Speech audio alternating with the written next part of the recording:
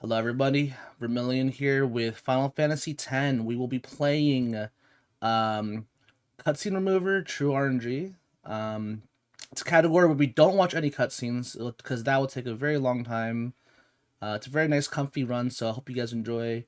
I'm joined here with two commentators. First up being Apache Smash.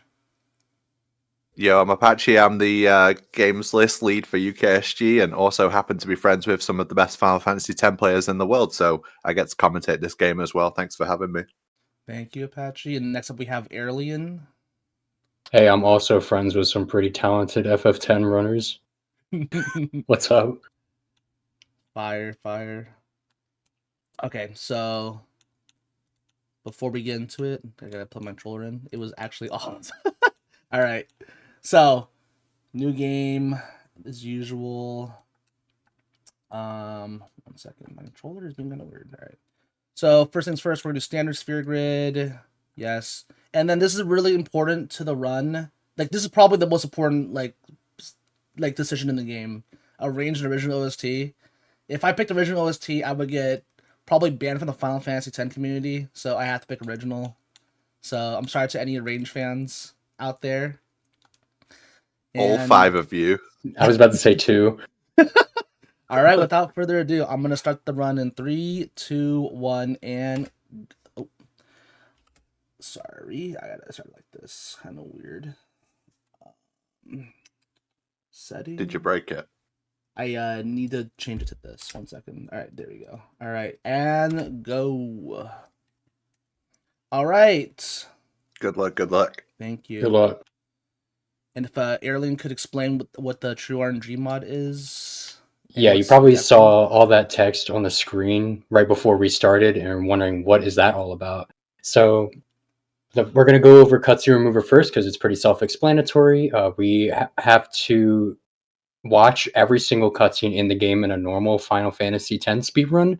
There's actually tech that's involved to skip some of them and means that the developers did not intend. But for the vast majority of it, and the vast majority of the run, like 66% of the run, we're watching cutscenes. So the Cutscene Remover mod removes all that. But below that, included with the mod, is TrueRNG.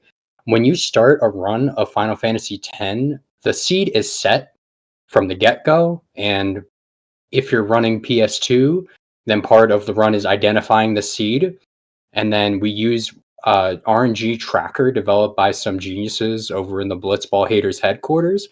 And what that allows us to do is basically manipulate the entire game. There's a couple things that might seem out of our control, especially with dealing with enemy AI behavior, but for the most part, actions that our characters take and the drops are all predetermined. TrueRNG turns all of that off.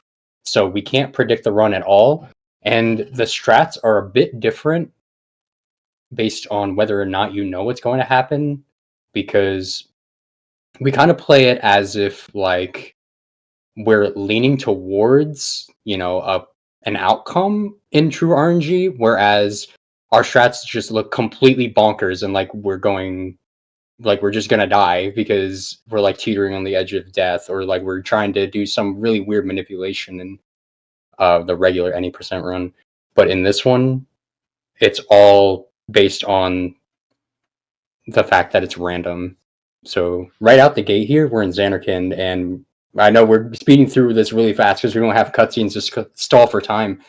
But right now, this ancient creature known as Sin is invading Xanarkand, and our boys Titus and Auron have to clean up all this Sin spawn.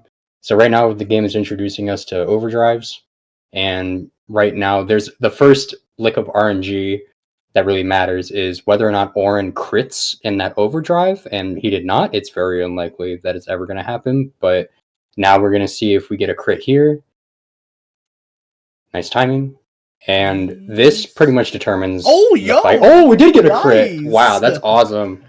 So yeah, the Auron crits and the Titus, or Auron and his overdrive, and then Titus overdrive dictate the pace of this fight, so this is already pretty fast. Yep.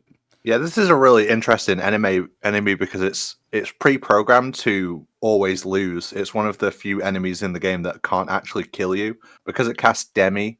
Demi will always do 50% of your health, and so I think the thinking is if you died here, you would not have been able to hit a save sphere, and you would have to replay all of the opening cutscenes. And obviously, we got here really fast, but you don't get here fast in a regular game. Oh, nice crit. Okay, nice. All right, perfect.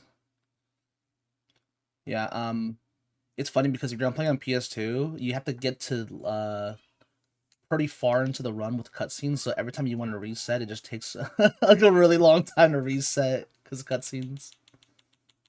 I remember I once said to another really good runner of this game, I said, "Oh, could I skip that save sphere?" He was like, "Don't do it." Yeah, you will get a game over actually. Even this Because early. unlike You see Verm attack himself there. Sorry, yeah, Elliot, this is just part of no, yeah, you're good. This is just part of the manipulation because it doesn't matter how many sin spawn we kill here. We're just trying to activate this scripted sequence where we're attacking. Yeah, like unlike other Final Fantasy games, the save sphere is a save point that heals us from the get-go. Usually in Final Fantasy, you have to use a tent, but in this one, all you have to do is touch the sphere, and that is heavily abused throughout the run. Yep. Also, something funny about this mod is that the music is kind of random where it plays. So right now, the song should not be playing. There should be silence if you were to play the game regularly, and this song will persist for quite a bit. So it's just funny to see Titus swim, and then it's just intense music playing the whole time. I know Alien gave a fantastic explanation of TrueRNG, but something that I think the casual fan might miss is that it's not a mod that makes the game easier. It in every way makes the game harder. Oh yeah. Yeah, absolutely. Because yeah, in regular any percent, if you're not doing PlayStation 2, then you're doing the PC or PS4 any percent, and those seeds, there's like a very shallow pool of seeds that you can Is it 256? It's 256. The PC version has, and then the console PS2 version has... for whatever reason has like half that. Yeah, it's weird. But so the original essentially, PS2 has like 2.9 billion or something, right? yeah, something insane. Yeah, I think that's billions. actually more spot on than I would have probably guessed. But yeah, it's a lot. Yeah. So in PS2, you're improvising, whereas on PC or PS4, you are like married to the seed. You know all the ins and outs of it. Anything goes not according to plan, you know how to recover. You know what runs are good, what runs are bad. But in TrueRNG, you kind of just are constantly vibe checking. You're sending it literally, actually, like Yeah. the whole time. You know what's gonna happen next. You have strats that will guarantee you finish the run, but overall, it's a bunch of just praying that stuff does not go wrong. Yeah. Them just in a menu there to make the Aeon animations later shorter, and also made it so the game will remember where he was in each menu during a fight, which makes a lot of fights quicker because quite often you're going to need to repeat the same action over and over again. Yep. I think the fine. Oh yeah, we're just going point A to point B. I think the last thing I want to touch on for the any percent is that the main goal of the entire speed run, to boil it down, is to get no encounter armor. So pretty much your seed is predetermined from the start, and then you just have to get your way to that no encounter armor.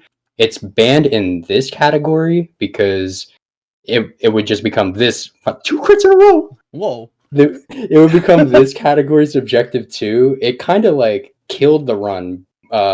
Very, very talented, like the GOAT probably, Karakarn. When he ran this game, he killed the category because we didn't have RNG manipulation, and he got no encounters armor on a really, really good run. He got it like very fast too. Second try, I believe. Like no one was ever gonna beat that. Yeah, no, so never happening. It's a big separation between the two categories. And it would also just the whole point of doing this is to make the game more fun to play. If the game is go all the way to no encounter armor, try and get it on the first attempt, fail to get it, reset the game, it becomes unfun again. Yes, it's literally 8 hours into the run, so like it's just not, it's not fun to just go to 8 hours, pray you hit something that's like a less than like 10% chance of hitting, and then, well, it didn't work out, so that sucks. Yeah, we just got we just met ? Really cool character. Probably one of my favorite characters in Final Fantasy. You know, we were saying a few runs. I was doing a run, and my friend said this. He said that character is probably the strongest party member in the whole entire series because they allow you to beat this I game. think that's true. Yeah, they allow you to beat the game without the sphere grid, which is kind of crazy to think about, honestly, if you really like boil it down. Yeah, so Riku has an overdrive called Mix, which is just absolutely broken. We'll get to see some of that later. I know the double still to see it. Oh my! What? Are you serious? I called it. Wait, I what? can't believe you called it. All right. Don't get comfortable, bro. This RNG is too good. Is this true Yeah, RNG? it's way too Alright, good. power I got sphere. one. Yeah, I got one. I'll be Is keeping this- track of Vern's drops. Is this TrueRNG? As it said, do you want to enable TrueRNG in the menu? Well, as Erling always says to me, he says this runs about peaks and valleys. You get some really high highs sometimes, and then sometimes the game just gives you some really low lows. Yeah. So hopefully, I think with TrueRNG, for everything to go in your favor throughout the whole run, the odds of it are just astronomical. It will never happen. yes. And so you're always going to have these little wins and little losses here and there. Something really cool is that since I have 7 grenades right now, I can just use a grenade on this encounter and that's it. Like, Titus won't get any experience, but it's fine. Yeah, usually the goal right now is to have 2 speed spheres. Cool. Yep. We are getting 6 grenades for this next boss is about to show up because the strat has us kill it on the 6th grenade, and grenades do way more damage than attacking, as you can see. One quick quirk about that encounter was, as you saw, we got overkills on the fish, and overkills essentially mean that we hit a threshold, either based on their max HP, sometimes it's just an arbitrary value, but we get additional drops and AP from getting overkills.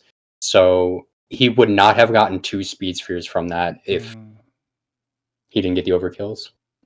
Quite often during the game, we're going to aim to overkill a boss because it gives us twice many chances on the reward that we're aiming for from that boss. It's very beneficial to get an overkill on bosses. Most of the time we will be overkilling them with some exceptions.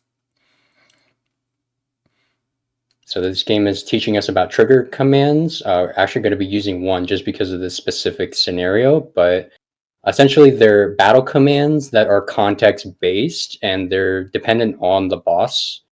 Like this one is just to have Titus stand by. It's just a heal, but it's faster than defending. That's why we do it. We're going to be seeing that. That's going to become very relevant once we hit Luca.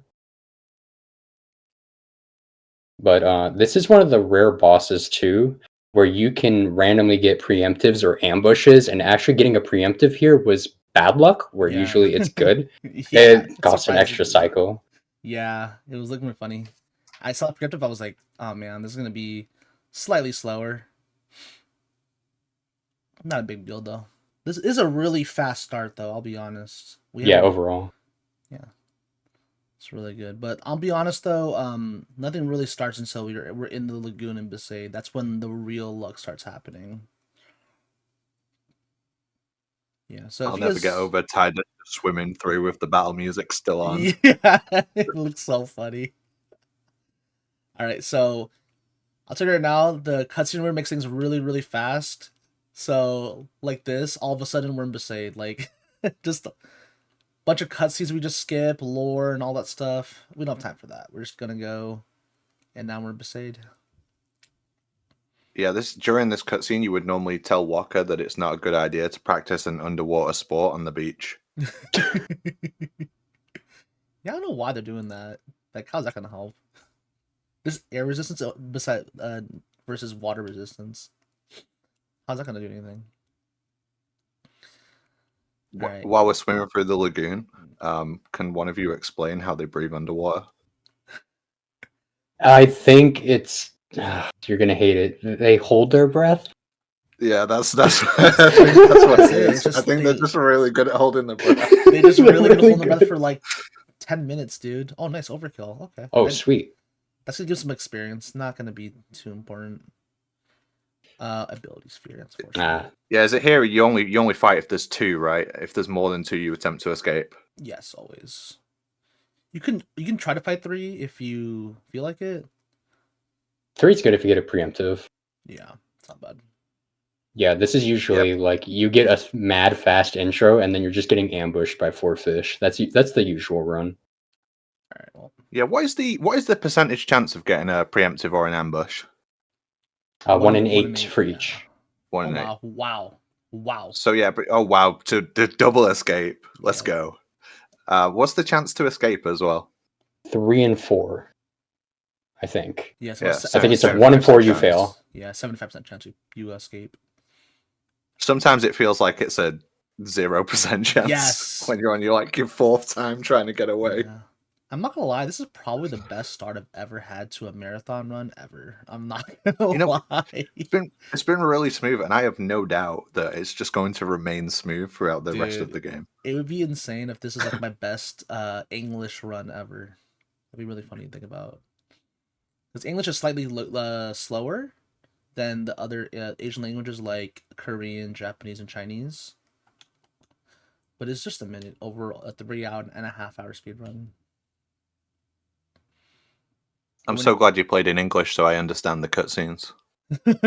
True. Whenever I do a marathon run, I just love playing English because I never really get to do it, and it's a lot more fun to watch, honestly. Not like we're going for like a really, really fast time or anything. All right, well, now we get to experience the best part of the run, which is the Cloister of Trials, aka puzzles, where you are just grabbing spheres and putting them in random holes in the wall. And Titus can only carry one at a time. Have you ever heard the reason, the fan reason why you can only carry one? What's the fan reason? Because one of his arms is like broken, and that's why he's got like a cast on it. Dude, I don't believe it. It's just I've heard that. I don't believe that. No. I've heard that said. I think someone told me that it's like the cloister rejects you from carrying two. I don't know, dude. Well, it's like an anti-magnet or something. It's just like they won't go near each other. I don't understand. Yeah, maybe. I don't know. It's to make it more difficult. That's the real version. They want to make these puzzles actually difficult.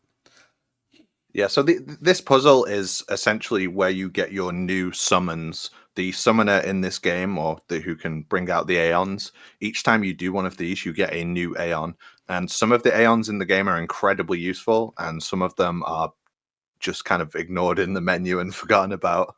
Yeah, it's unfortunate. We didn't get to see a lot of the really cool Aeons, but we're going to see a few in this run. This first one's a fairly important one to the run. Oh, yeah, definitely. Oh, wow. What would you call this Aeon when you first played the game as a kid? Veilfor? Yeah. And I think some people call her Valafor. I just call her Veilfor. I think I've always been a Team Valafor. I used to rename it KFC. KFC. I think, yeah, as a kid, I always had the default names. I was like, oh, these are the names. I'm just keeping that like that. And then it's like, I know whimsy, you know what I mean? It's a wonder. I couldn't name them anything. I would do that with FF7. Like, I would know all their names, but I would just be like, hey, what if his name was like Chuck or something instead of Cloud? I always rename things. I one of the things I loved about these games was being able to rename everything. I can't hear Cloud being chucked now. Kind of looks like a Chuck. No, dude. Oh yeah, dream sequence. My Yeah, bad. speeding through dream sequence, he sees Yuna, and he sees Riku, and he sees his dad, and then he wakes up. That's the whole cutscene.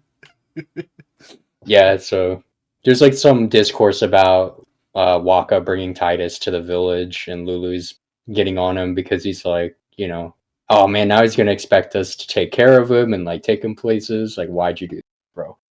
But she's nice too, so let us tag along. This Yeah, Waka brings you to the village because Titus looks like his brother.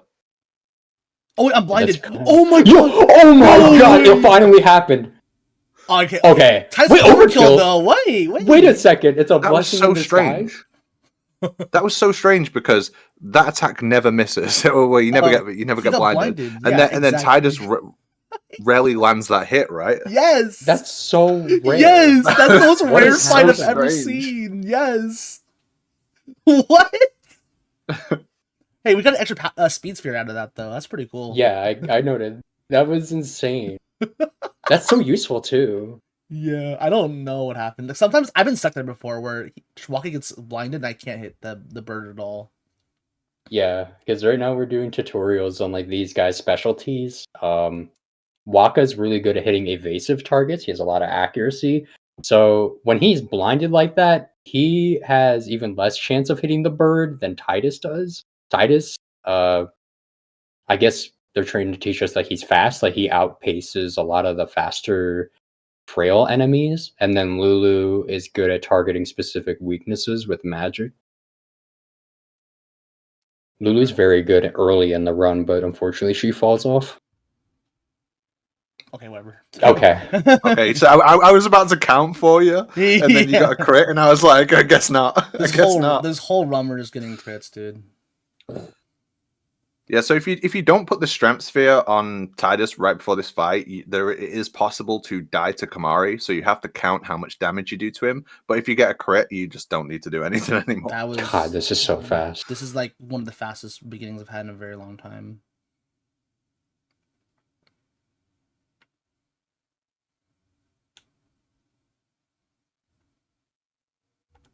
Yeah, no, I joked earlier that everything's gone well so far, and it'll continue to do that. But I was mostly joking. But it just has continued to go really well.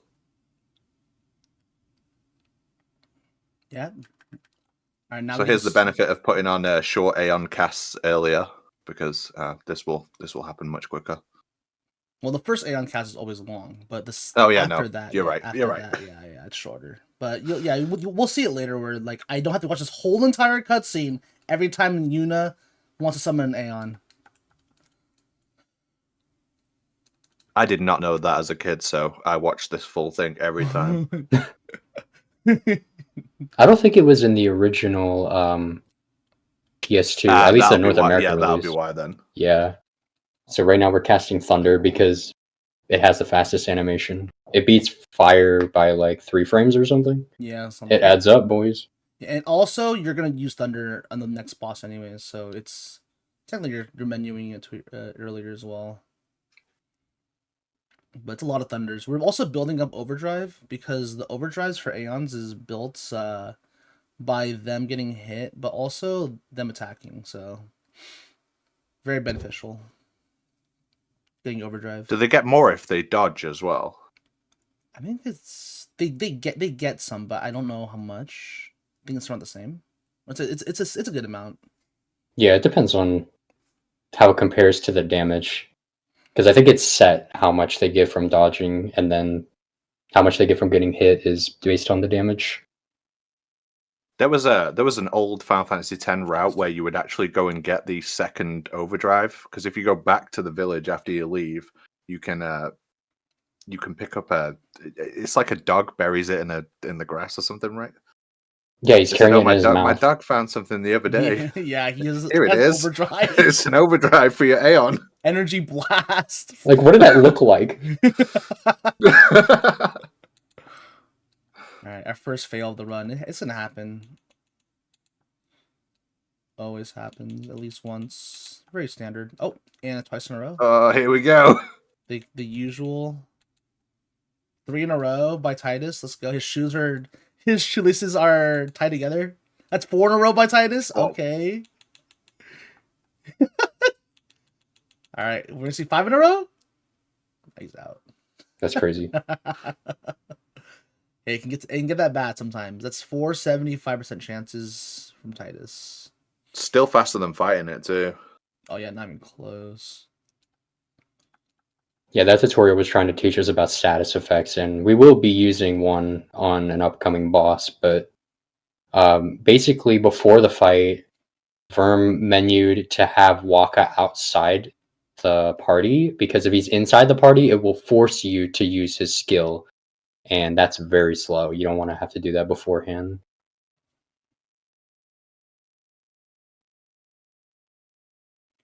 I usually Sphere Grid here thing.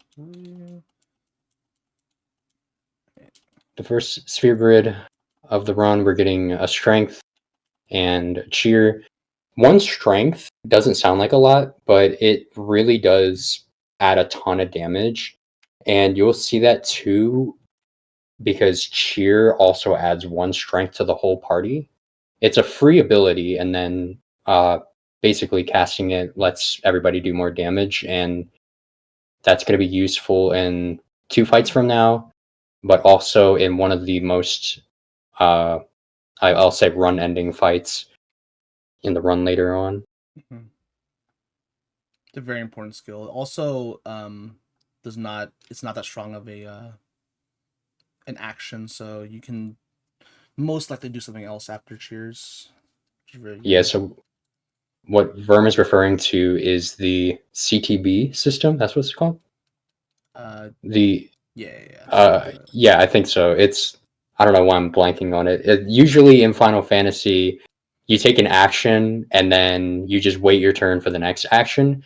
But that stack on the right will actually shift positions. You can see if you highlight different actions that your characters can take, that it'll actually put your turn ahead or behind where it initially was, because each action has a corresponding number, let's say, where like switching weapons and armor is the lightest action you can take, and doing like a really heavy overdrive is going to be setting you back several turns.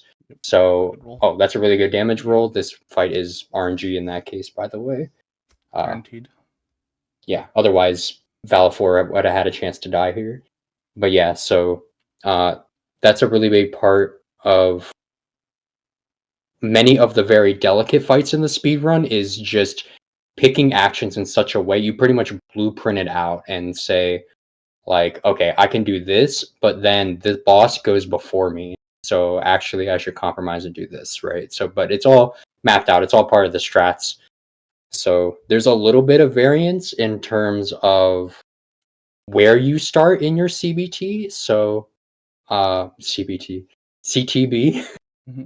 And what that means is, like, sometimes in these fights, like, Yuna will go before Titus or Titus will go before Yuna, and that they're just rolling the dice on where their starting actions land.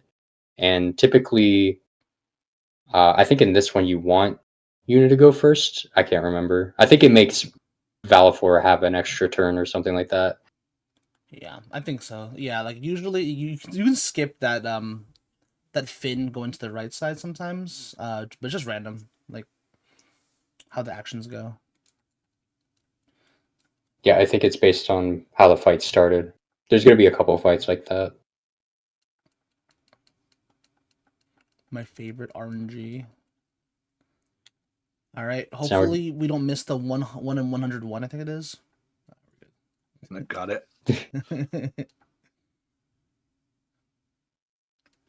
Binding this boss is important for consistency's sake, because it heals when it hurts us. So there's a chance that this fight could actually take like a turn longer if the boss heals too much. Like if we get bad damage rolls and the boss heals, it won't die when it's supposed to, which is really bad, because if we don't see it coming, we need to have the last hit be Titus's overdrive, so we land the overkill and get the extra AP. It's not a huge deal if it doesn't happen, but it is a factor.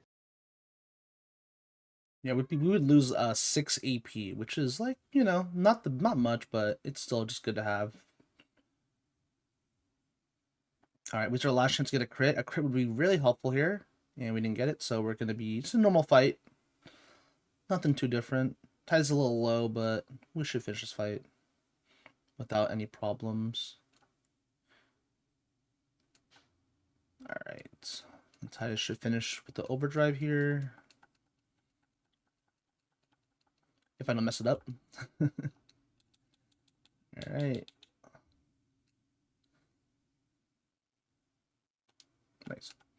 Nice. All right, and the drop here is kind of important. So there's a meme in my community where I always get this weapon called Liquid Steel, which is completely useless in this run.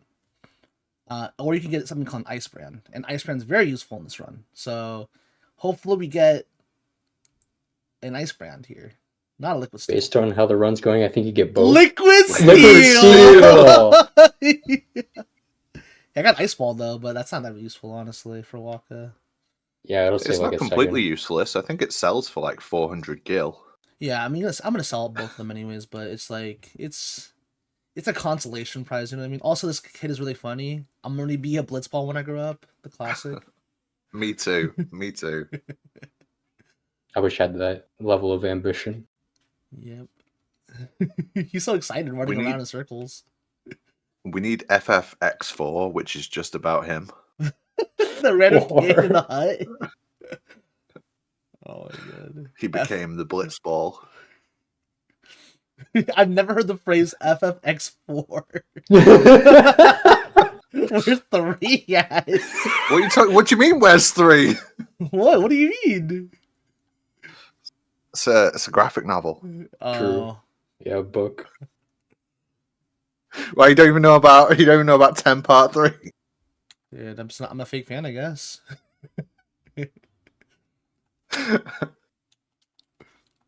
Yeah, so this part introduces you to Kamari's special ability Lancet, which is one of the most broken moves in the whole game.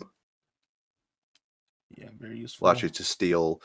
Anytime he steals an attack from an enemy, he gains a full overdrive. And there's an entire section later where it just makes it so fast, the fact that Kamari can do that.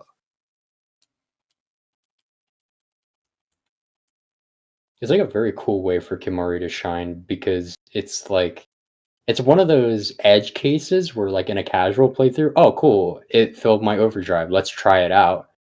But we abuse it in like 3 different ways throughout the run. And it gives a chance for Kimari to do stuff that every other character can't. Melee ambushed. The classic. Oh man. Oh thank God. There's a chance you get paralyzed or petrified here. Oh, come on, Waka. Dude. Bro. No, you're not. 1 power, 1 speed. Okay. Alright. We get the quote-unquote rare drop as well. I don't know about you, but once Lulu told Kamari to use Lancet to steal abilities, I think I casted it on every single enemy in the entire game after that. Yeah, because you don't know which enemies have skills, right? So, yo, this line's really funny. And with, of course, this game being 25 years old, you couldn't just go on YouTube and find out which enemies you can steal from. All right, 3. But you can now. Spheres. Yeah. Yep, you do. All right, so 3 speed spheres. That's pretty good. We want to get as many speed spheres as possible because we're going to need a large number by the end of this game. We need 15 extra speed spheres. They're not guaranteed. All right. Okay. And we built that overdrive earlier on purpose so we could use it immediately here. This is another fight where Yuna could have gone first, which just makes things slightly more annoying because the way the experience system works in this game is that if you take an action with a character in a fight, they get full credit. The AP isn't divided, it's everybody gets it. So we're trying to give Titus as much experience as possible because he's going to be crucial in the I would say like the majority of the game fights, and you just get free AP by defending. Like he didn't contribute to the fight whatsoever, but if Yuna went first, we would have had to stall and get Titus a turn. Yeah. So the way I think about it is like it's a group project, and this person just put their name on the paper, and then they got full credit for it too because It literally someone else finished it for them. The other people did stuff. All right.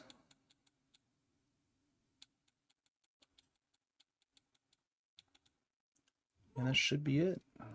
We're getting a nice overkill here on Sinspawn. Gino. Oh, 4 power spheres. Nice. Powerful ability. All the power spheres we get from the bosses don't really count towards our extras. We need 4 minimum. 5 is more comfortable. And then 6 is like if you are very lucky, you feel like it. I mean, more cloisters. I know people love this part of the game. Just grabbing some spheres and putting them into pedestals and stuff. Yeah, the second cloister will get you a really important Aeon called Fire Dog. Well, that's what I called him anyway. So I always think about this section, like the room reset. So who was actually doing this cloister? Because if you guys didn't know, like Titus follows in after them in this part, right? So who was doing the cloister? Like, was it Waka? Was it grabbing the spheres and stuff? Surely it's Yuna and everyone stands there and watches. You think and so? then like after they're done, like a maester or something just comes by and resets it all. But like Titus wasn't even gone for that long though. It's a speedrun, right? They're speedrunning too. Dude, but like he's only gone for like 20 seconds, bro. And they're done. Those maesters are really adept at resetting the entire trial. Dude, again. I didn't even think of it as like a person goes and resets it. I thought it just kind of happened on its own. Yeah. But that makes so much more sense. It's like a bowling alley, bro. Well, it is possible that it resets within the logic of the game, right? Because there is those like reset pedestals. Mm-hmm. So that magic does actually exist.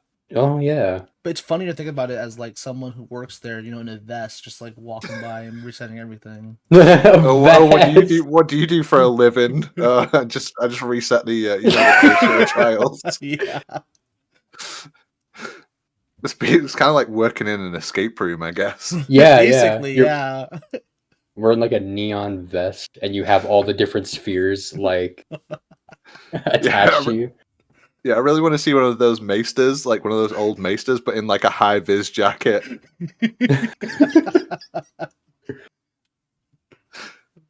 Decked out in the belt of spears. He can carry more than one at once. Alright. Now we're gonna get some more encounters. We're praying for some more of those good encounters like we were getting earlier, because they give us spheres. We don't want to see Regoras, which are the plant thingies, like those. Also, I need to put Waka back in the party. Forgot to put him back.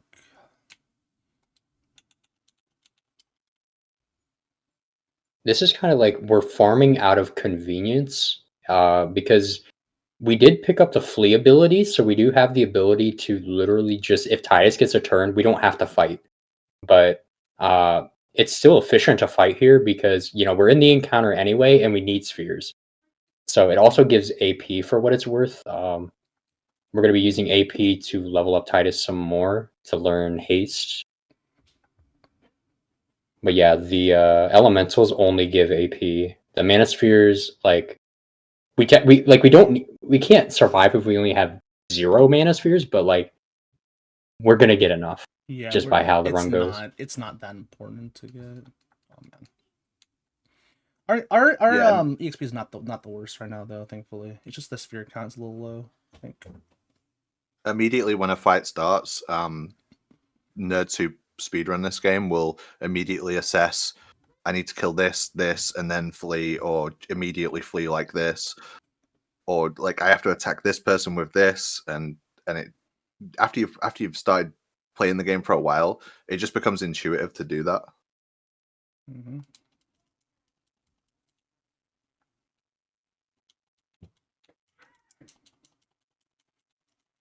It's very rare you make it to level 5, so while Verm is sphere level 4 on Titus, he's just going to move him along. That way, he'll have his max MP increased, and he can get more casts of haste when he does learn the skill.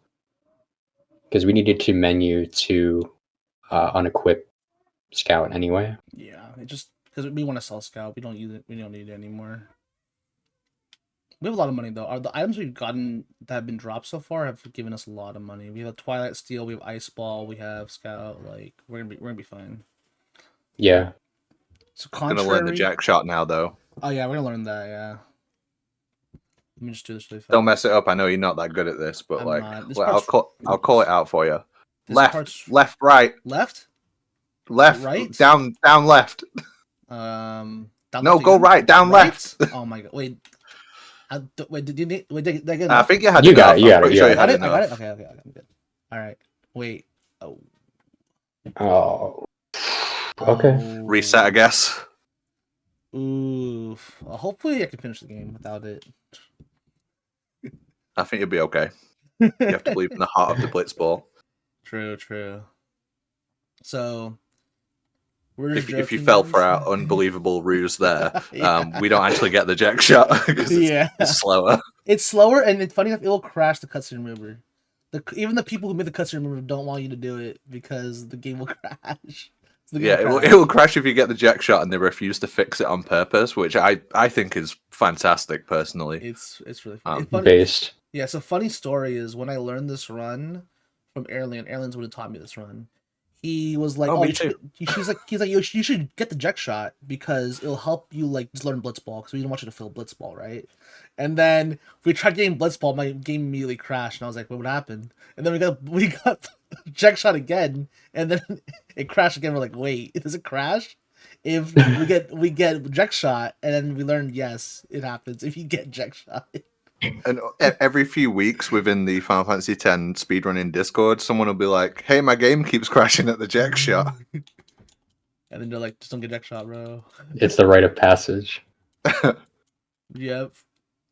It's the move, you know what I mean? It's the Mhm. you just watch them like do it on the beach and stuff, and like in the intro and stuff. But you're not supposed to learn it. It feels bad. All right. This is gonna be part with Lulu as our primary carry because these robots are weak to lightning. We Yeah, just quite need a often, menu if a character in these early fights, they won't really do enough damage to move the fight long enough. You'll just guard with them. Yep. They'll still get credit though, so it's all good. Yep. 100% of the credit.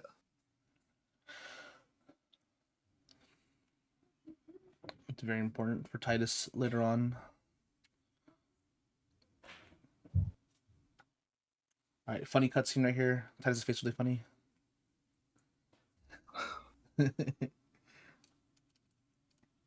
Alright, so just more of the same stuff, honestly, just defending until Lulu's turn. The problem with Lulu is her speed is very low. So she's not able to like finish these fights as fast as possible. You wait for everyone else to finish. But the thing is, we're gonna abuse Lulu's slow speed later on. Because it's very useful for one particular fight later on. When you're newer to the run, you'll tend to end up taking more fights, and you'll have moved the spear grid on long more, and you'll end up with haste earlier, and you can haste Lulu here and make this bit faster. But it's slower overall to have haste here.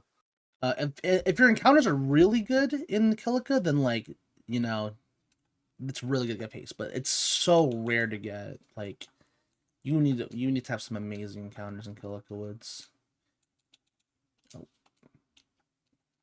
And this fight's unique among the rest because it's a 3-wave fight, so it is actually beneficial for these two to get in the fray. It is just a little faster to have them contribute. So it'll be this first wave. We'll get Lulu ready for the second one, and then she'll carry through the second, and then they'll join back in for the last one. Also, did want to touch on right before we started the Machina Gauntlet that Verm hit up the shop to buy Stunning Steel, the most toxic addition to TrueRNG. It's so toxic. Like, it should work. It just doesn't. But it's a weapon that slows, and we're going to be slowing a very important boss later on. While he was there, he sold Scout, which we mentioned that we were going to do. Pretty much like all those other weapons were useless. It was useful at the time because the bees are weak to ice. So even though Waka failed us once, it is to increase the likelihood of getting an overkill on the bees to get more drops. And we get haste now.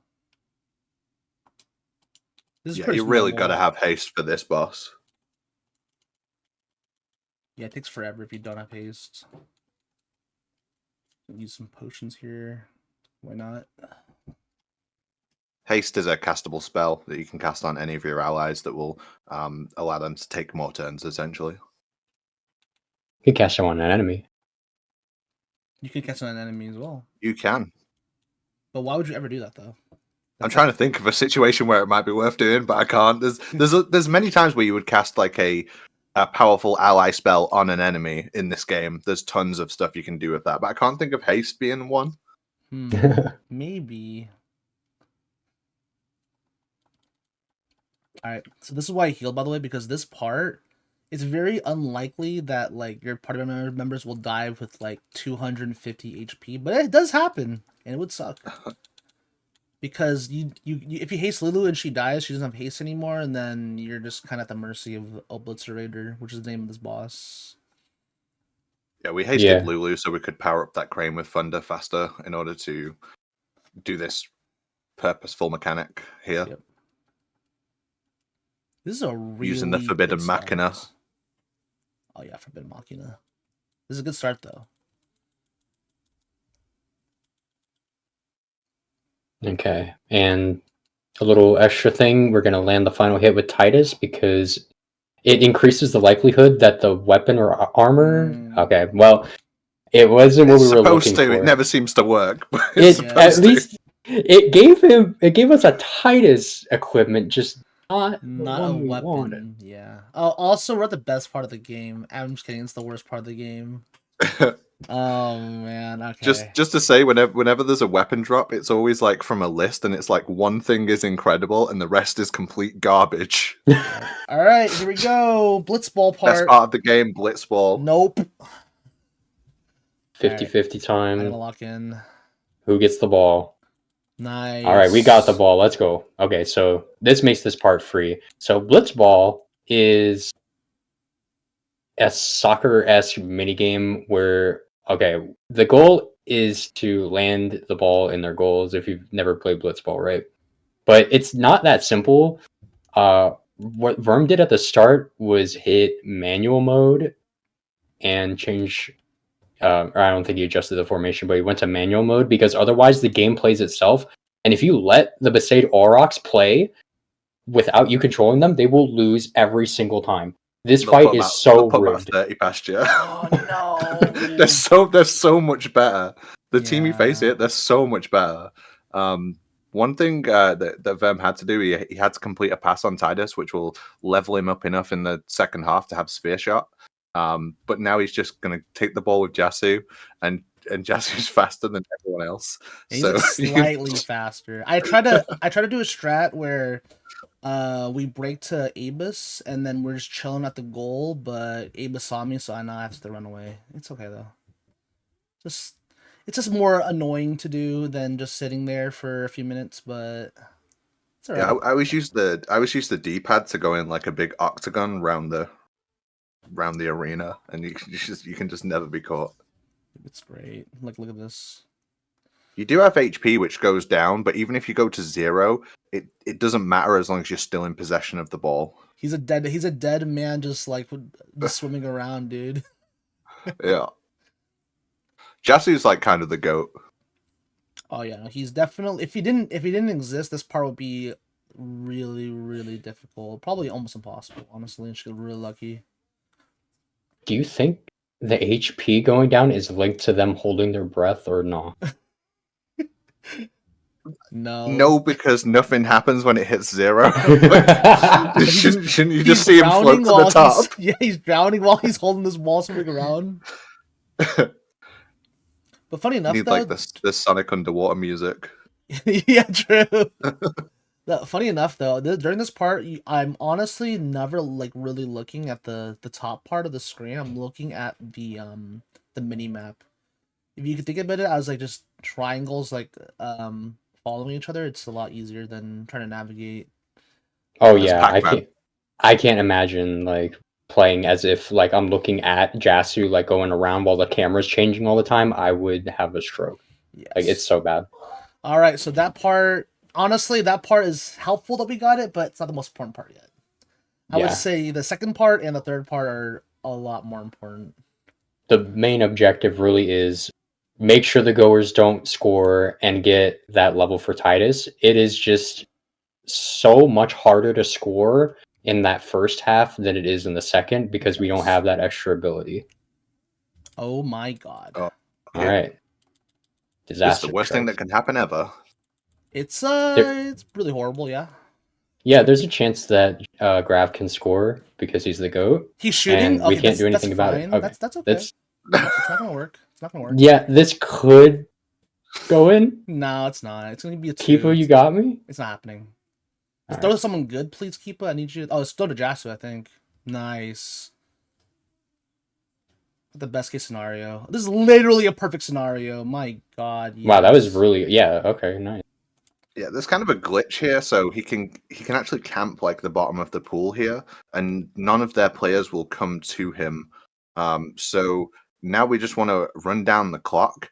What Verm's going to try and do is set up so he can essentially skip an unskippable part of the game by scoring at the exact right time. Yeah. If it's looking sketchy, I will not go for it though. Obviously, because our goal is to win Blitzball. At the end of the day, is to win it. The formation matters the most here, though. This we're about to see this last formation. This is going to be determined if we are able to get it really easily or not. Okay, it's a really bad formation, but we should still be okay as long as I get it. I'm gonna go kind of early here, so I can just like I'll go like now. I just need to make sure that I get Bulgarda here. Nice. Right, I'll pass to Titus. Yeah, he wanted to drag 2 players onto him, but only have to break through 1, which frees up Titus to hopefully do a sphere shot without anyone on him, just like this. Should be good. 23, perfect. Okay, we're good. Yeah, this will score. Wow, let's go. 100%. That's a high roll. It's not gonna be a skip, but it's okay as long as we get it because the line formation makes it a little sketchy. What were you off for a skip there? Like 1 second? 4. It's a lot. Oh, my bad. Well, on the clock anyway. Yeah. It's this whole entire sequence you don't get to watch this, which is good. Yeah, right. This is like a game with special conditions because within this one canonical story Blitzball game, Titus gets swapped for Waka. Oh no! At the 3-minute mark. That's not good. So now we just essentially don't want them to score. We want to get the ball off them, but if I get the ball, this should be home free. Yeah, they They can score from anywhere. Their stats are so much better than ours. They can score from anywhere. Like they mathematically can score this shot. No. He's not gonna. No, it's impossible. I think is it 2? Oh, it's possible. Yeah, as long as he throws at someone good. He's throwing here. You could get to the goal. I can. I'm gonna something go for it. Oh, I don't think so. Oh, I got it. All right, we're good. You'll get to see another little glitch here as well. If you stay here, they don't come to you either. Yeah. Congratulations on winning Blitzball. Dude, not gonna lie, when that happened, I was like scared he's gonna throw it to like someone next to Grav, and that would just suck. But no, we're out of Blitzball. I'm not gonna lie, one of the most stressful parts because the problem is we basically need to win because it gives us a really important item, which is called the Strength Sphere, and it gives us +4 strength, which is a lot, honestly. The guide for the normal cutscene remove game, it actually has 2 options for when you get to this. Like it has 2 different routes for whether you win or lose this match. Like it changes the entire game for you. Yeah, literally, it says blitz. It's called blitz loss and blitz win. Yeah, there's be a whole honest- strat Yeah, dedicated to recovering. like 99% of runners will just reset the moment they lose blitz ball. During a marathon, obviously you can't reset, so we would have to just do strats that for that kind of stuff. Alright, so this part we want to get as many crits as possible because that basically gives us a power sphere, and we need as many as possible overall. I'm gonna do this. All right. How is our power I love sphere count again the looking right music now? here. You have that's two. funny. Two? Only two? Really? Yeah. Oh man, okay. Wow, Waka. Nah. Nice crit, bro. Yeah. Just this fight is just like mini stuff that you can do to optimize it. It kind of changes depending on whether Waka wants to get crits, but essentially, you know, it takes 2 shots to kill with Waka. It takes 1 to kill with Titus. So you want Waka doing his own thing while Titus is killing the Sahagins quick. Yeah, we've gotten 0 crits, by the way. That is very unfortunate. We'd like as many as possible here. I believe. Yeah, earlier there was a weapon we were really hoping to get, which makes this part completely free too. Gets us all the spheres we need. Yeah, basically. Right now we got 1 crit so far. That's something.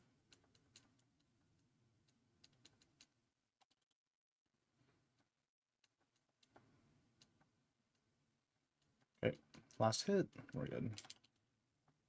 Perfect. I don't have to heal Titus.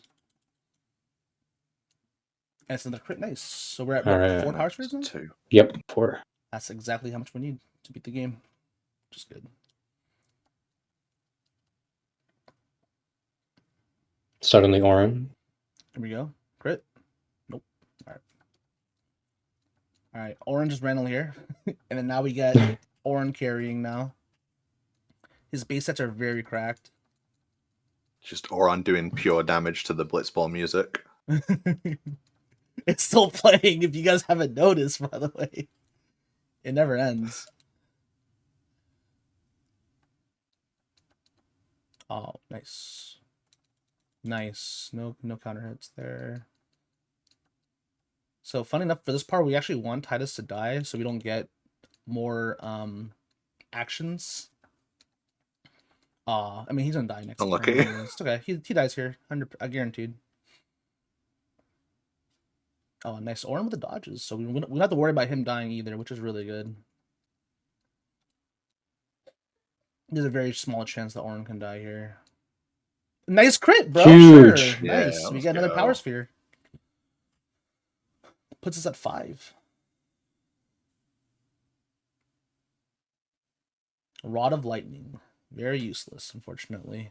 It sounds Fantastic cool, thing to sell. Yep. So honestly, I consider this the end of the first third of the run. Very good first third. I'll be very honest. A lot of RNG sections for that section that were very well done for us. And sadly, no laughing cutscene. I'm very sorry, guys. We will not be watching that. Verm just grabbed the magic and HP sphere from those chests. Those will be useful later. Not so much. Well, one of them is used on the sphere grid. The other one has a very special purpose. We also grabbed a luck sphere over back in Kilika when we were farming encounters. That one also may or may not be used on the sphere grid. It's pretty crazy the strat that's used for. But we'll be collecting a couple of those through the run because let's just say there's a way to use them in battle that makes fights go from impossible to trivial. Yep.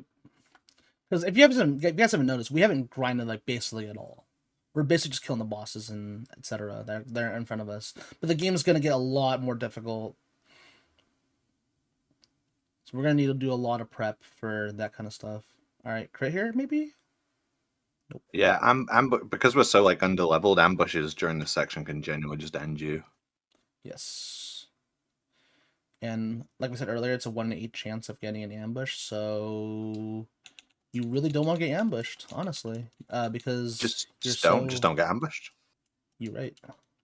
Just simply don't get ambushed. If you're gonna get ambushed by the right enemy. Yes, this enemy on the right can go before Titus. Yep. Also can sleep Titus as well, so that would suck even harder.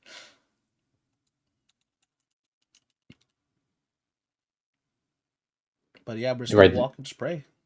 Yeah, that illustrated right there. Pretty much the point of this party formation. So, Old Man Orin is the tank of the team. So if he runs into a big enemy, there's dual horns that can really mess you up.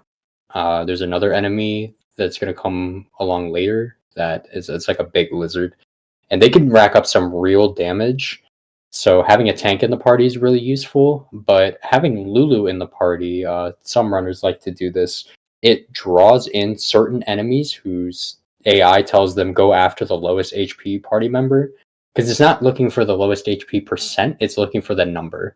And Lulu has low HP and high evasion, so she draws away the dogs that can sleep Titus. If he gets slept, we can't flee, so we have to manually escape or hope he wakes up. So it can make things a little more comfortable. It's funny because I put in the party and they still attack Titus anyways. Yeah, I mean, that happens. It happens, yeah. It's a 50-50 chance, basically. Oh, and this is a really bad formation again. Okay, not hitting Titus, that's all that matters. This, the enemy, the dual horn has a really annoying move called Gore, where it has a very high chance of one-shotting Titus. And if Titus dies, you don't have flee anymore, and we have to just manually escape. And like you saw earlier, 75% chance basically means 50% chance. You either get it or you don't. And it sucks. That big enemy doesn't care about your HP. He will just go on whoever. So very real chance Titus could just die. Yep. Would really suck. It builds overdrive, but I mean, yeah, it's something. It is the definition of something. Yeah. Okay, so I'm gonna jinx myself right now. We haven't gotten an ambush yet, thankfully, in this area, because getting ambushed would really suck. It's brave of you to just say that. But honestly, this area is kind of annoying to get ambushed. You're not in that big of danger of dying unless things go really wrong. It's not until I would say the next screen and the next screen. That's when like you're in high danger. And I got ambushed right as I said that. But yeah, we're not in really big danger of dying here, which is, yeah, we're fine. If you're gonna get ambushed, this is like an ideal setup because there's two of those. You can get two of those big guys at the same time, right? No, not in this area yet. I think you can only get a dual horn and you can get a small one, a dog. The next area you get two dual horns and you get a lizard. And that is like the worst case scenario because the lizard can just throw fireballs at everybody, and then the dual horns can just like one-shot people. It's really dangerous. Also, Shalindas are there.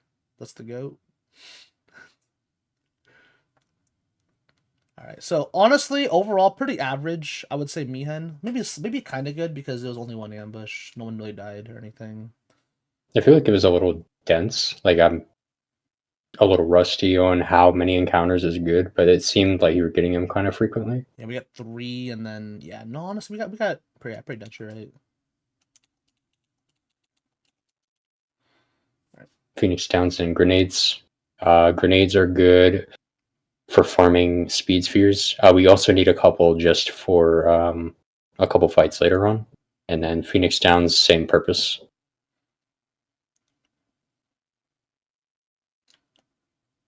All right, so we're gonna go back to the age-old question we asked earlier. Why would you ever haste a boss? Well, we're about to see it right here, guys. So this boss... I'm starting to think that might be a good reason to haste a boss. Yeah. So this boss, we actually just want to get out of this boss as fast as possible. Wait, no, that's not good. We want to get out of here because fighting him would actually take a really long time. And if we lose this fight, it doesn't actually matter. It doesn't really change anything. Oh my god. Bro. Whoa. Bro, relax. What is this? He said you're next to everybody. I think this is the first time I've ever seen that. I'm gonna revive Titus here, actually. I don't want to randomly die in this boss fight. It would suck. Bro, can you push us? Thank you. Thank you. Yeah, well, we're waiting for him to do this, basically, and he just refused to do it. He's just pounding us, dude. Push us off! What? This is the worst it's ever been, I'm not gonna lie. In any run I've ever seen. I've never seen this happen. Ah, there we go. Oh my god. Wow. Yeah, usually he punches somebody and then knocks you, and then punches somebody then knocks you. That's it. Instead, he was like, "I really hate you guys, like a lot." Did like your. I swear he did like you're next twice as well. He did, yeah. What does that mean though? Who's next? Yeah.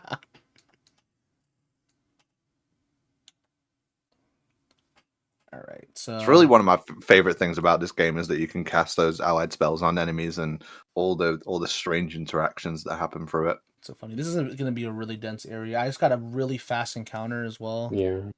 That was really, really fast, honestly. You can get as low as 3 encounters. We might get 5 encounters. 4? Oh, maybe 3 if we get lucky here. No, something like 4. The encounters are one of the biggest parts of this game, because it takes about 15 seconds to get into a fight then leave in this game, give or take. Oh, 3 encounters, not bad, actually, surprisingly. Yeah, I think that's about half the time of Final Fantasy IX, right? Dude. Final Fantasy IX, I heard it takes a really long time. Ambushed, that's not good. In the original, yeah, it was the loading into battles really long. Okay, that's okay, actually. As long as this lizard didn't do triple fireball, we're good. That's the only move that would just ruin this whole entire section, because that move does like 400 damage and it hits everybody. And it takes forever for the animation to finish, and etc. Oh. There's a dual warn. We're first. Okay, nice. It's about a 50-50 chance if Titus goes first before the dual horn. All right, and we're about to go into the biggest skip of the whole entire game. A skip found 23 years after, no, 22 or 23 years after this game came out, which is pretty crazy to think about. If Erling would explain what the skip is. Yeah, it's a combination of a couple things. So we're not going to see the full skip in the cutscene removed version. That's because there's a little setup glitch that involves having an NPC push you into a trigger while you have a text box open, and then closing the text box after you lose control and like your actor like moves in a specific position in the cutscene. You can gain control and then you will leave the screen like this. But we're going to be doing part of that in this room, because usually you would leave and then come back, and then the game's a little confused about the state this room's supposed to be in. So what's going to end up happening is you can walk up to this invisible wall that's usually impossible, and there's an NPC running back and forth. Verm is lining up in a very specific spot to get in his path, and now he's going to hold turbo, or you would mash to skip the text, and now this NPC is actually pushing him through the invisible wall. There's a couple, there's like a spot on the right, the spot on the left where you can just get soft locked and you have to reset, or at least load your autosave in this case. But so he literally clipped through walls that you can't see, and he's gonna attempt to do it in 2 pushes. Some of the crazy runs will go for a 1 push. That's very difficult, but most runs you'll see a 2 push, and it skips so much. Like, he would usually have to go through the next screen, and before even anything happens, he has to farm again, because there's a boss coming up that you really need to deck your team out for. A really tough boss, a kind of random boss, and the encounter farming can waste so much time. But if Verm nails this, then he'll have skipped like 20 minutes of content.